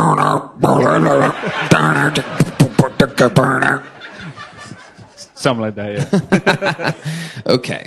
You don't make money in any way? How does the baby mama bring home the bacon? She's a surgical technician. Oh, wow. It's a fancy terminology. Yes, sir. How long you been with her? 13 years. Okay, look at that. How do you keep things exciting in the bedroom? Do you... beatbox. Yeah. You beatbox while you eat box. Yes, sir. Incredible. Yes, sir. Absolutely amazing. Wow. Okay. And 2 kids, are you going to have more? Planning on it. Very small family for a San Antonio Latino family. Yeah, for a Hispanic, honestly, just... What's the most Latino thing about you? The most Latino thing about me? Probably my mustache, I don't know. Oh, okay. Just grows like that. Okay. You mow your own lawn? Fuck yeah. All right. Yeah, gas powered, none of that electric shit. Either. That's the answer then. That's the most Latino thing about Yes, you, sir. just to let you know. Yes, sir, I can cut a grass. Okay. What do you do for fun when you're not hanging with the kids or attempting comedy? I make videos on YouTube. About what?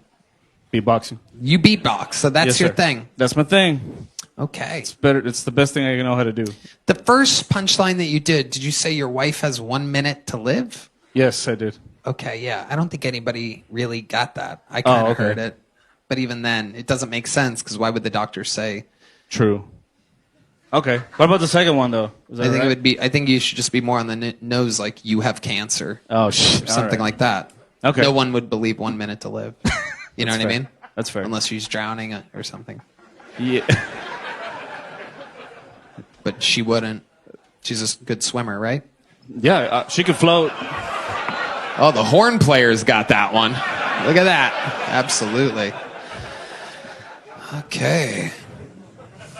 Did you say 6 and 7, 6 and 8, the kids? 6 and 8, yes, sir. Okay. They up to anything crazy? Good kids? Yeah, they're pretty funny. Yeah. Funnier than me, for sure. Yeah, for sure. What do they do that's funny? They're just getting arguments. They're kind of like roommates. You know, the youngest one hates the oldest one because she's jealous of her. Like the other day, she was like, "Oh, Elena says that she's getting boobies, so she needs to wear a bra." And I was like, "Well, that's a weird thing to bring up." And then I was like, "Well, it's fine. Just don't wear her bra." And she's like, "But tell her she doesn't have any boobies." Like that's what she was worried about. That's wow. Yeah. Pope Redban has signified that he has an erection. Everybody. A 6 and 8-year-old talking about boobies has Redban very excited. Is that your thing? I would have him stand up and show you the erection, but it would turn into a home screen in front of his pants if he had all right. We're having fun here tonight. Greg, what's the craziest thing in the history of your life? What do you think makes you different than everybody else? I got a flu shot and I almost got paralyzed. That was Tell us more about that. So I got there's like a thing, you know that those papers they give you when you get a flu shot that nobody reads. there's like a 10,000 cases a year that somebody gets Guillain-Barré, which is like I get paralyzed basically. And you felt it coming on? Yeah, like it was weird because I still had to go to work, and they didn't send me to the neurologist until it went to the back of my throat. So I was like answering the phone, like "Stop, now!" You know. Wow. I was in the Air Force. We're gonna say that. Amazing. Yeah. What type of work were you doing then? It's a job where I just inspect like life rafts and shit like that. Life rafts. Yeah. Were you helping people illegally cross the border? My family mostly, yeah. All right. Do you ever get a flu shot, Tony? I don't really think so. And definitely not as an adult. How old were you when you did this? It was back in 2018, so I was like 27, 26. Yeah. I don't really do that. Even Redban doesn't get the flu shot, as you could tell No. by the color Don't of his do skin. Here's a little joke book, Just Thank you, Greg. There you go. Just Greg, everybody. Beatbox. Beatbox. Ooh wee. La la la la la la la la. Make some noise for your next bucket pull, everybody. It's Dr. Rabbit. Ooh la la, Dr. Rabbit. Whoa, Dr. Rabbit.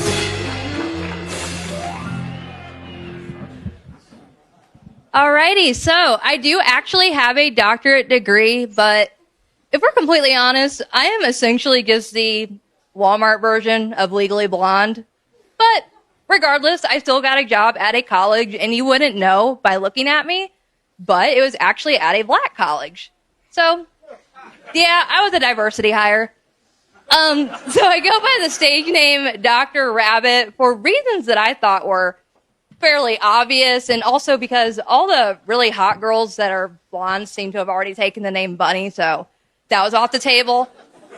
But what I didn't expect was that the TikTokers were going to think that I chose Rabbit for how I fuck, rather than what I thought was the more obvious roast. So, well, I don't know.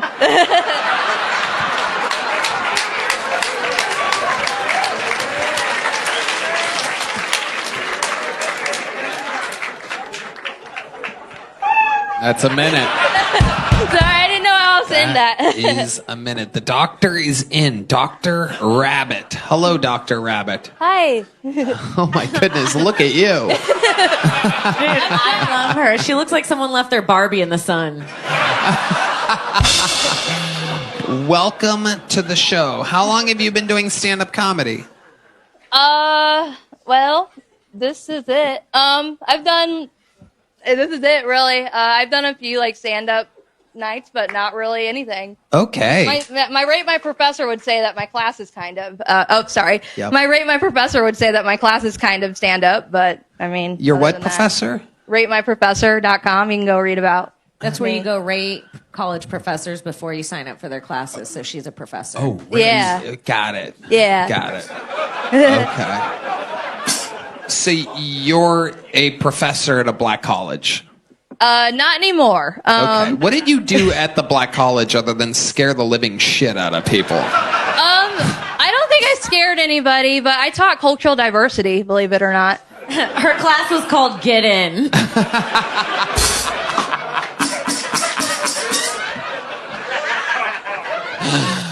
Wow. And can you give us a lesson here? Can you give us what it would look like if we showed up to your class and just a 10-second snippet of you as a professor? Usually I walk in and I'm like trying to get actually do it? Yeah, do it. So I'm not good with technology, so usually I walk in and then I'm like messing with the computer and then I like say some words and then they all laugh and I say, please don't like report me, please don't put that on my student eval. And I have to like overcompensate for it, but Do it. I don't know. Do what? You do your college professor thing just for 10 seconds. Just pretend like you're a college Like professor talk and like- I'll pretend like I'm a black college student. All right, hold on. Let's start. Okay, so Hey, what up, I though? mean, Yeah. No. I only got a few months left of this shit anyway. Spot on. Spot on. This bitch be looking like the bitch from Poltergeist. I'm learning studies from the motherfucking children of the corn over here. Okay, Honestly, I'm so painfully white that like half the time I don't know what they're saying, or I didn't know what they were saying. Wow, I love that. And it brings me to the next segment of the show, Dr. Rabbit. What do you think is the blackest thing about you? I do have a black daughter, and I don't know who her father is.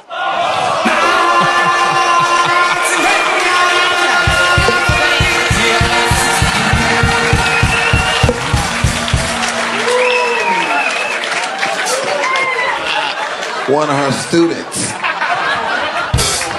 Oh, May I clarify? shit. She was adopted. Oh, nice. Yeah. Oh, the crowd's upset that you adopted. They were all hoping that you got knocked up by one of your students, literally. No, nothing like that. That's not why I still don't work there. Just to be totally honest. Yeah. Just to be totally honest, it's not that you don't understand them because you so white. I don't understand them either. I have a black son. I don't know what the fuck he be talking about. You look crazy as shit, though. You adopted a black child and you're a professor at a black university. What's up with... Well, I'm not anymore. Yeah. Well, it doesn't sound like that. I did adopt a black child while I was at the black university, but I then left and went to an all-girls university. That's where I'm at now. But who is giving our children away? Fuck, man. Incredible. Do you only have one adopted child? Yeah, I guess her. Awesome. So it's just two of us. Yeah. Okay, great. Awesome. How old is she? 14. 14. Amazing. So let me ask you this, because I'll bet you it did happen. My question is, did a lot of the guys at the colleges flirt with you? Because there's a lot of teacher-student hookups. I bet some laid it on pretty thick. Am I right? I don't know if I'm really the type that they go for. But I mean, no. I'm kind of a pushover.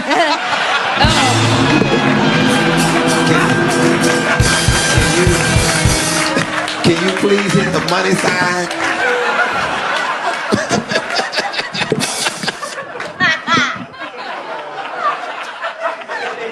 Bruh.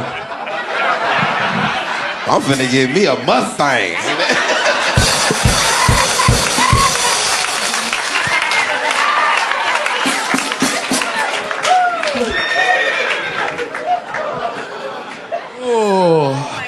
Oh no, you are is the line of the night.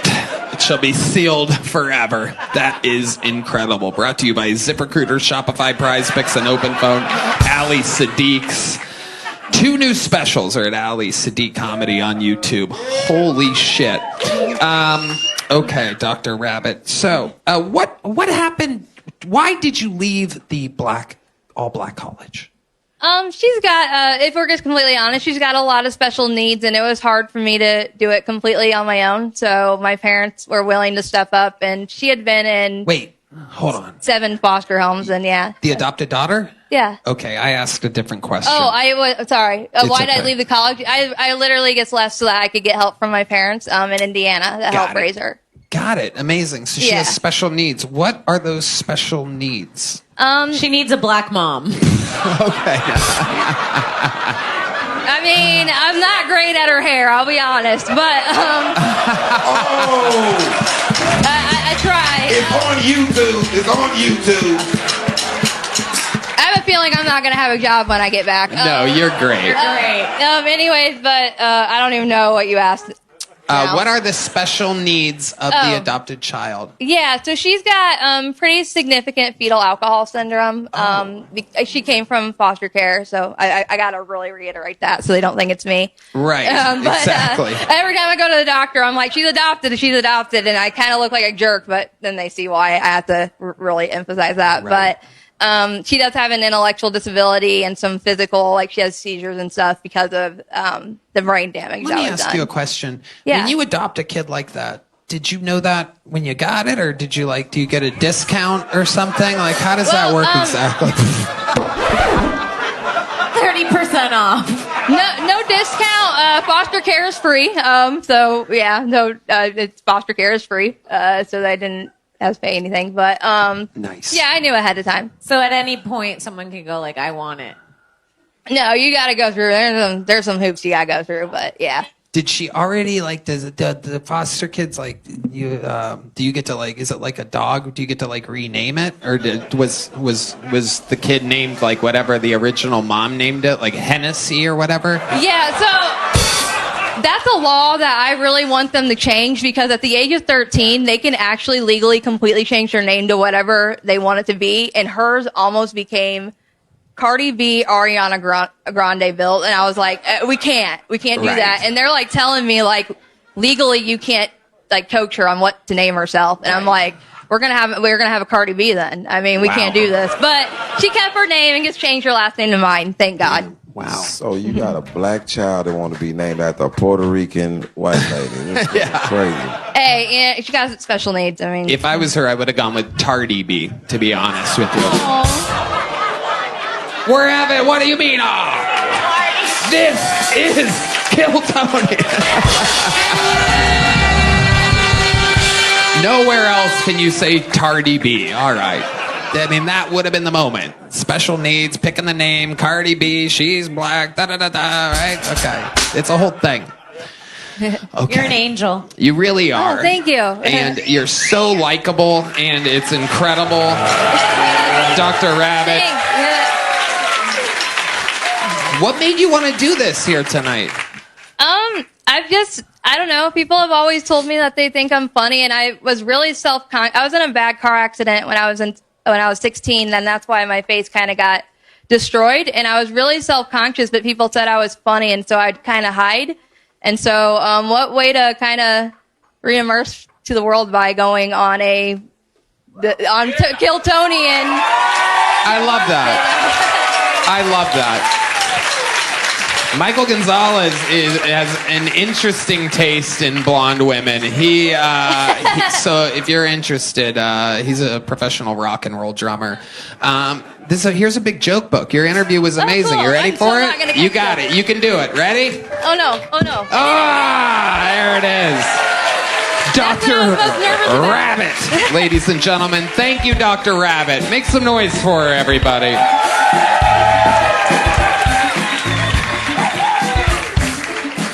We're having fun tonight. A lot of people using Kill Tony for therapy, by the way. A lot of people trying to face their social anxiety fears on this show. Let me remind you all, it's about stand-up comedy. And if you need help, Talkspace is the #1 rated online therapy, bringing you professional support from licensed therapists and psychiatrists that you can access anytime. It's easy to get started. And as a listener of this podcast, you get $80 off your first month with Talkspace when you go to Talkspace.com/Tony and enter the promo code SPACE80. Right, Redban? I love Talkspace. Thank you, Redban. All right, your next bucket pull goes by the name of Dimitri King, everybody. Dimitri King. Yeah. What's up, Austin? Where my weed smokers at? Man, you gotta really watch what you smoke these days. I smoke this strain called Think About It. Yeah, think about it. Messed up my whole day. I took 2 hits, and I thought to myself, I wonder what white people's favorite rap song to sing and say nigga when niggas ain't around. Cause you know they got one. They at least got one that they scream on their way to work at 8 o'clock in the morning. So I've compiled the top 5 songs that I believe white people say nigga when niggas ain't around. Number 5. I'm just kidding, white people. I ain't gonna expose y'all like that. No. I'd rather let you have a very weird conversation with your black friend the next time you get in the car and close the door and the radio turns on. And he looks over at you and goes, "The fuck do you be singing in here?" That's my time. Okay, Dimitri King. We didn't even get any examples. I was excited to hear the N-word. What's your favorite time to say the N-word? Usually when I wake up. Same. Dimitri, how long you been on stand-up? So technically 10 years, but I just came back on stage for the first time after 8 years. Okay. Wow. So you did it for 2 years and then took an 8-year break. Yeah, exactly. Quite the lunch break there, Dimitri. A little bit. Okay. Normally when someone does something and comes back. Sounds like my father. Yeah. Come on now, you know niggas don't come back. Dimitri, what do you do for work? I'm actually a founder of a tech company. Whoa. Founder of a tech company. What exactly is this tech company? It's called Market Match. So it's a fun way to do market research and surveys using swipe technology. Wow. You're a founder. Did you make a lot of money from that? I'm starting to. Oh my goodness. What are we talking about? Like how much money? I mean, we ain't gonna say all that. Yeah, why not? No, I'm good. Come on. I'm good. It's a fun show. Like, what do you make a month? Oh, it ain't that fun. I don't feel like getting robbed for fun. You have it. You take it all and you turn it into cash and you keep it on you. You don't have to have cash to get robbed. Okay. All right. Fun answer, Dimitri. What do you? You have a wife, girlfriend? Yeah, I have a wife and a What kid. does she do? She's an executive assistant for a startup. Okay. Look at you guys. Founder, executive assistant for a startup. Mm-hmm. Amazing. You have kids? I do. How many kids? Just one kid. How old's the kid? He's 6. 6. So that's why you stopped. Mm-hmm. And He's now- retarded. He gave it up for adoption. Okay. Oh my God. Oh my God. Did someone read her my bio before I came up here? Yes. So Dimitri, what do you do for fun? This. Other than this?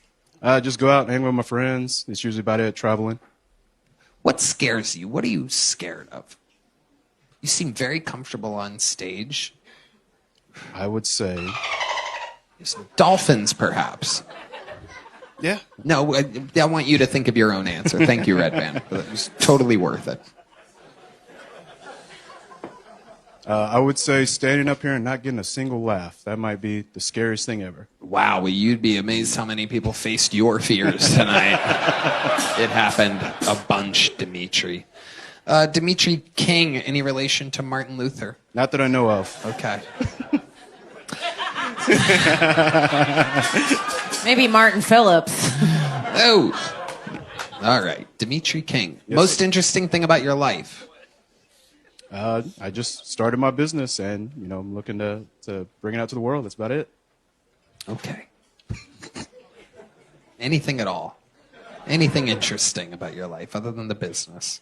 Little fun fact about Dimitri King. Like, for example, you once almost died or you saved somebody's life. Oh.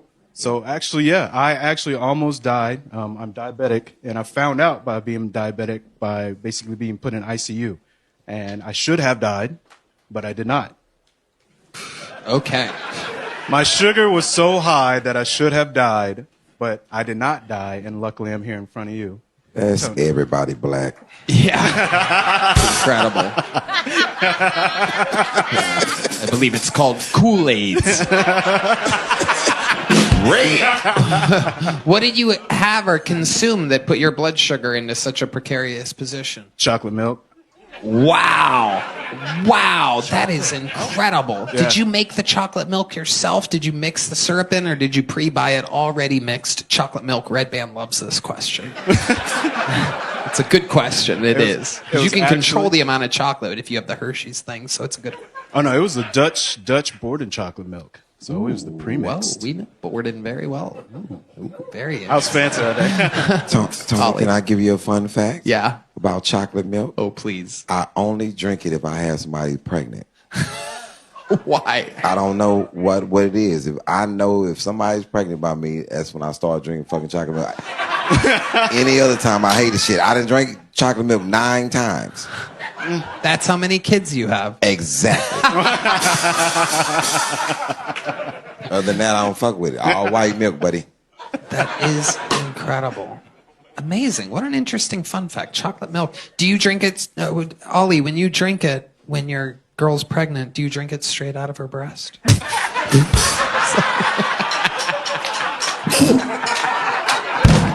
So that's where it comes from, right? Black women's milk almost killed you, pal. You're right. You're right. You did almost get murdered by chocolate milk. That is an amazing fun fact. They said I had a 2% chance of living. Whoa! Hell yeah. Okay. My goodness, Dimitri. All right. Ask him if he's related to Bernard King. Are you any relation to Bernard King? Bernard King? What about Rodney King? Junior. Who? Junior. Rodney King, Junior. Okay. I don't even know. Okay. Still bombing. It's fucking terrible. Yeah, I know. I'm sorry. That's what happens when you go on an 8-year hiatus, you know? Did you think of any of the jokes that you did from the first 10 years? I did. And what happened to those? Those jokes were good, but they were older. So I was like, I figured I'd try something new. Oh, so your jokes don't stand the test of time. I guess not. Okay. I'm done interviewing him. Like milk, they expire quickly. Dimitri, fun times. Here's a medium-sized joke book, my friend. Whoa. You can't fucking catch. The only one of the night to not catch. Whoa. Wow. Two miscatches. Let it be known that Dr. Rabbit caught her joke book in a stunning turn of events. Nobody thought it was possible. Meanwhile, the 6'5" black man avoided the joke book like it was a couplet of chocolate milk. Absolutely incredible. One more time for Dimitri King. I very rarely get to use the word couplet on this show, and I'm excited I got it in. That was on your bingo card. You just won $1 billion. Okie dokie. We're having fun. We're in a silly mood tonight. There was weed going around in the green room. Ladies and gentlemen, your final bucket pull of the night goes by the name of Mason Bird. It is time for Mason Bird. I have the mindset of an NFL quarterback when I have sex. If I go 3 and out one more time, they're going to put in the black guy.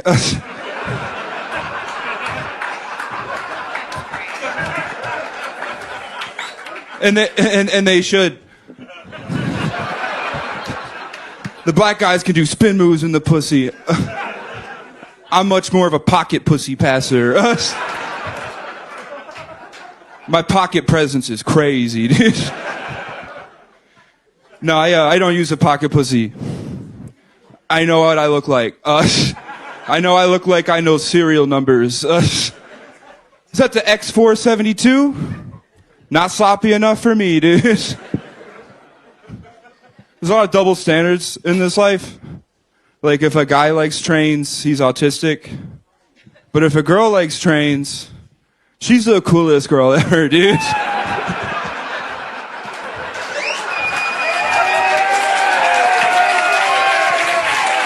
Mason Bird.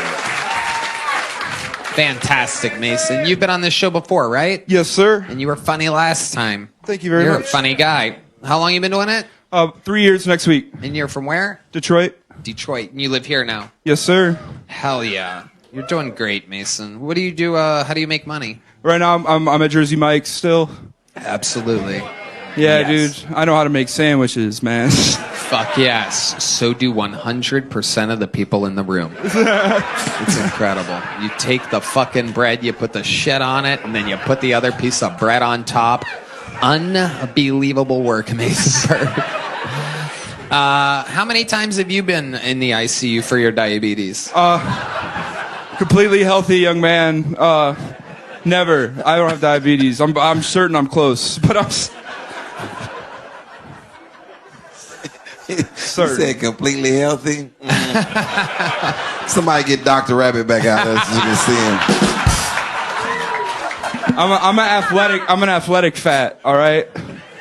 Yeah. What kind of athletics do you do exactly? I play basketball, I lift weights. I swim sometimes. Yeah. But yeah, I'm an athlete. Do a squat, John D says. Whoa, look at that. Oh my God. Wow. Damn near fell into that drum set. Yeah, exactly. We just got a tsunami in the Philippines. My goodness. Mason Bird talking about being bad at sex, being replaced. 3 and out. Are you really bad at sex, Mason? I'm good at sex. What are some of your big moves in the bedroom? I like to pin a girl against the wall with consent, of course. Adding the word consent makes it a little bit creepy. Yeah. I feel like any room you're in, the girl's pinned against the wall. Yeah, exactly. Exactly. So you put her up against the wall, and then what exactly would you do? Because there's space in between. Yeah, so you got to create space, right? So you put the legs by the ankles, kind of like a V, like a really weird V situation. When you say put the legs by the ankles, legs are on top of ankles already. All right, sorry. Put the ankles on top of your shoulders. That's what I meant to say. Yes. Oh, yes. Creating the V formation. The Yes. old flying V. Old quack quack. The Mighty Ducks. Mighty Ducks reference. There's a man losing his mind in the middle of the room right now. There's a fear of the Mighty Ducks, and he's having a mental breakdown. Talkspace. Use the code SPACE80. He seemed to have a lot of competition with black men, too, in the bedroom. What's up with that? I think every white guy does. Like fat women like me, and they also like black guys. And they also yes. No, we like them. Hit the money sign. Ching ching. Well, if you get them wet enough, you don't have to worry about the black guy swimming in it. All right, fuck you guys. Don't I'm gonna pee again. Oh no. So you mostly hook up with bigger women? Yeah, pretty big girls. Sometimes black women. Ooh, tell us about your experience with black women. It's like the thing where black guys like fat women. They kind of like black women like fat white men. Whoa, I have never heard this before. They're very aggressive to me, Tony. They're like, "What you doing later, big boy?" Whoa, hell yeah! And then they find out you make sandwiches. You get the fuck away from me, big boy. They call me big boy. They want it for sure. Oh shit! Wow. Okay, so tell us about your experiences with black women. Have you noticed that what's different between having sex with a black woman than a white woman? They're a lot more bossy. They tell you what they want, and I've heard it before on the show, but it is warmer. It is. Yes. Can you give some examples of what black women have bossed you around to do in the bedroom? Lift up your belly.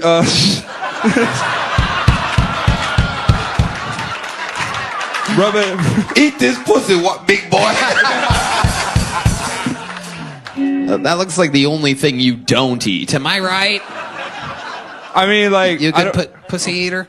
I don't know if I'm good at it. I don't get a lot of opportunities. Do you have to put it between 2 pieces of bread to be able to enjoy it? He has some black woman left on his shirt.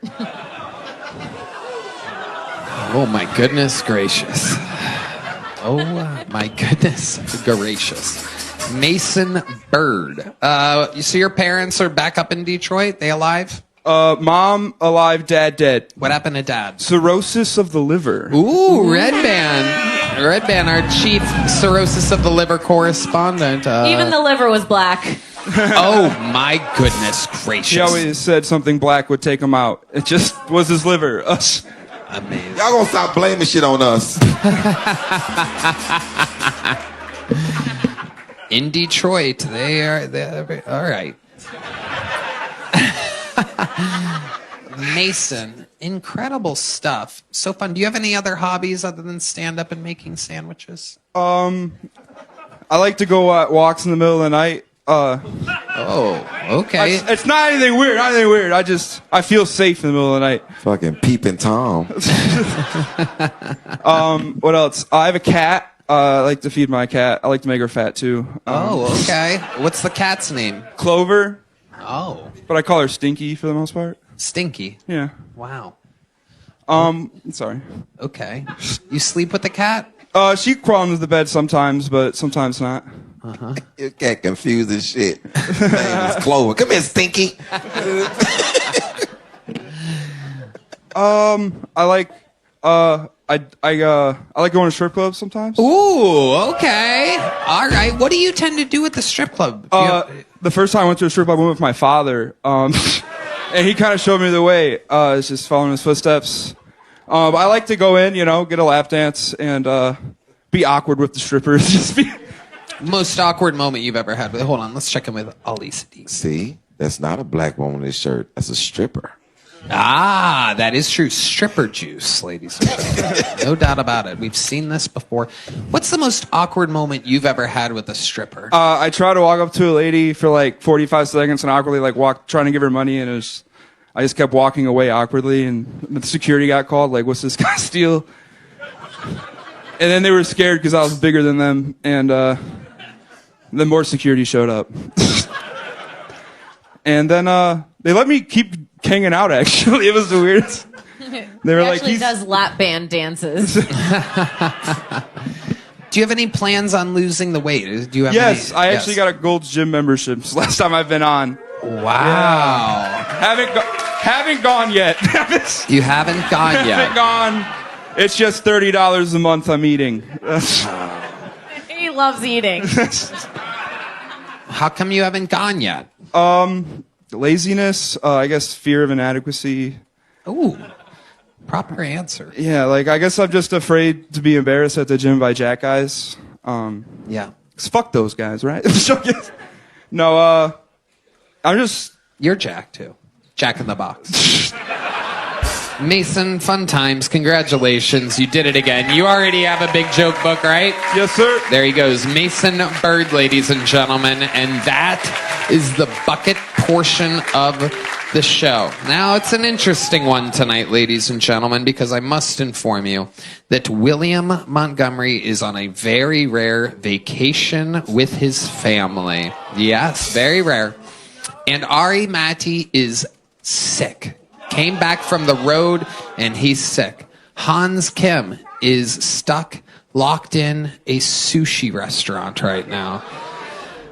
And Cam Patterson is yet again filming another movie, a wild success story. So, you might be wondering, what the hell? People are saying there's Latino men wearing sunglasses going, what the hell? Literally, right now. So, closing tonight's show, ladies and gentlemen, a very, very polarizing figure in the history of the show. Ladies and gentlemen, I present to you the long-awaited return of Uncle Laser.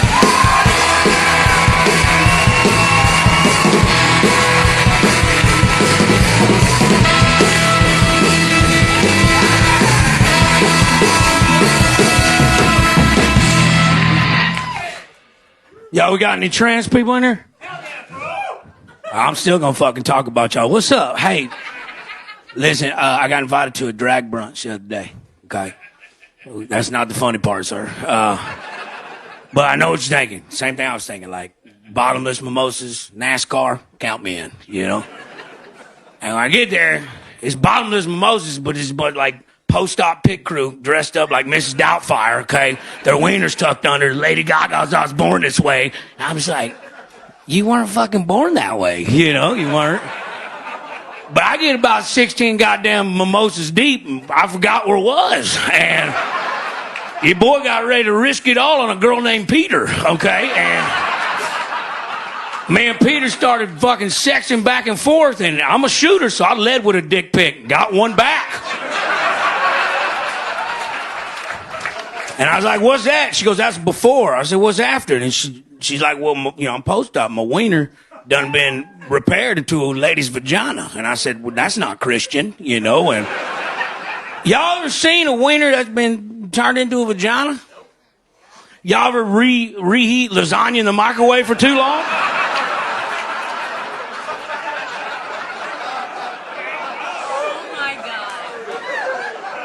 But y'all ever been inside a wiener that's been repaired into a woman's vagina? A lot shallower than you think it is, a lot more shallow. It's like you ever cannonball into a kiddie pool and scrape your knee on the concrete. My name's Uncle Laser. Y'all been fucking great. Wow. I mean, wow. Uncle motherfucking Laser.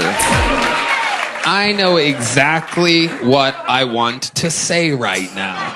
It's amazing because all the golden ticket winners, boom, they started with a bang. All the regulars had something so promising and boom, you know what I mean? We always watched them be good and then keep learning their voice and focusing harder. When you started on this show, you were nothing more than a funny character. You weren't a real comedian. There was no definitive moments of actual punches. There was just a bunch of silly, funny stuff happening and no big bangs throughout the minute. And you worked it out. You've been going on the road. You've done everything that a working comedian can possibly do, and it is amazing to watch your growth on this show. Absolutely incredible fucking performance. I think my favorite that you've ever had on this show. But in real time, I mean, that's what's incredible about this art form is the people that really apply themselves, you get growth, you see results. So that's amazing. I mean, you could go back all the way to the first Uncle Laser appearance and you would go, what the fuck is going on here? And then here you are. The character that you've always had is defined and you're working. And it's funny throughout. And it's still your silly, weird, like methy fucking white trash tone. So you're still on brand, but it's amazing that that was very funny, Uncle Laser. How's life going? Fucking terrible. Tell us more. So you know I got a problem with the homeless. Yeah. It's been stated on this show, and they must be at the public library seeing all the shit I'm talking about them on social media, because I got my goddamn car stolen out of my driveway the other day by a couple homeless people, and I fucking recovered it, and they took a big creamy shit in the back, and homeless shit smells different than regular shit. It smells like it wants to borrow some change, you know, but then, you know, I recovered the motherfucker, and to make matters worse, and then about a couple hours later, I get a call, because a while back on the show, I told y'all I got my merch stolen in Santa Fe, New Mexico, and couldn't locate it. Well, it's been located, okay, and a detective from the Santa Fe Police Department called me and said, are you Uncle Laser? And I said, this is him. He said, man, we located your merch. I was like, cool. We're like, where's it at? Can I come pick it up? He goes, well, no, it's part of an investigation. We set up a sex child predator sting, and 9 fucking homeless dudes came in your merch shirts to meet this 13-year-old girl at the house. And I'm like, goddamn's right, fucking D-Madness. Try having your face on the motherfucking shirt when they're coming to do all that shit. So, I don't know, man. We're just out here. Wow. So your merch is basically the Yankee jerseys of pedophiles. That's incredible. Yeah. Wow. And, just regular. I met some dominatrixes there in Vancouver this past weekend. And okay. And, I'm always up for whatever. And I had these two of them, they fucking tag team me and they tied me up on a goddamn closet, hung me upside down, and they jerked me off on a repeat to Ozzy Osbourne's Mr. Crowley. And, and Tony, you ever had anything ever put in your ass before? Surprisingly not. Okay. Shockingly not. Well, I have, okay? Wow. And let me tell you, first and foremost, fellas, there's a G-spot in your asshole, okay? And if activated correctly, okay, you will ejaculate a bottle of Hidden Valley Ranch. Wow. It's got the viscosity of Fix-A-Flat. You can fix any tire in town, I'm sure of it. And, sometimes I'm just thinking I should just wear sleeves. But here we are. Here we are. Redban has a confused look on his face. He absolutely loves Hidden Valley Ranch. And he's now wondering if that will work if he ever orders fries and Postmates forgets his ranch on this side. You ever put a finger in your own ass, Tony? Before? No. Never. No. You didn't even go through the first water line? Nope. No. I have no interest in that. Not in the shower, not once. Have you? Is that what you're saying? I think every guy at least once in the shower is like, let's just see what it's about. Nope. Make some noise, gentlemen, if you put a finger in your ass. All right. What a bunch of shy bitches. God, Redban. Jesus Christ. Hey, man, happy birthday. It is Redban's birthday. How many of you think we should shove a birthday candle up his ass and light it right now? Those sweet butter cakes. All right. Uncle Laser, so great. Unbelievable set. Congratulations. Fantastic to watch your growth in real time. It is possible, people. If you don't believe me, go watch Uncle Laser's first 3 sets on this show. First 7. People hated me. They were furious with me, but we were friends, and we had a lot of mutual friends back then, and I knew you were funny, and now you're showing it in real time on stage. Incredible. Can I shake his hand real quick? I'm a big fan of him. What part of H-Town? He's never touched a black guy. This is very exciting. What part of H-Town? Look at that, everybody. 3rd Ward. Yeah, I'm from like Richmond, Rosenberg. I spent a lot of time in Mo City. Like Zero's my favorite goddamn rapper, so I didn't know that. So I didn't know you was from Houston. So wow. H-Town, hold me down, motherfucker. Oh, What's whoa. up, baby? Oh, my God. We get it, baby. Wow. Thank you, Tony. There he is, everybody. Uncle Laser trying to up his street cred before getting off. There he goes.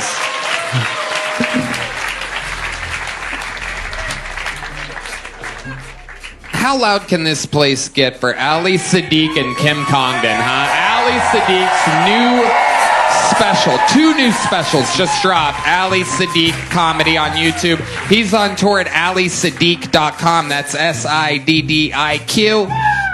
Ali, you made me laugh so fucking hard tonight. Absolutely incredible. Unbelievable. One more time for the great Kim Congdon.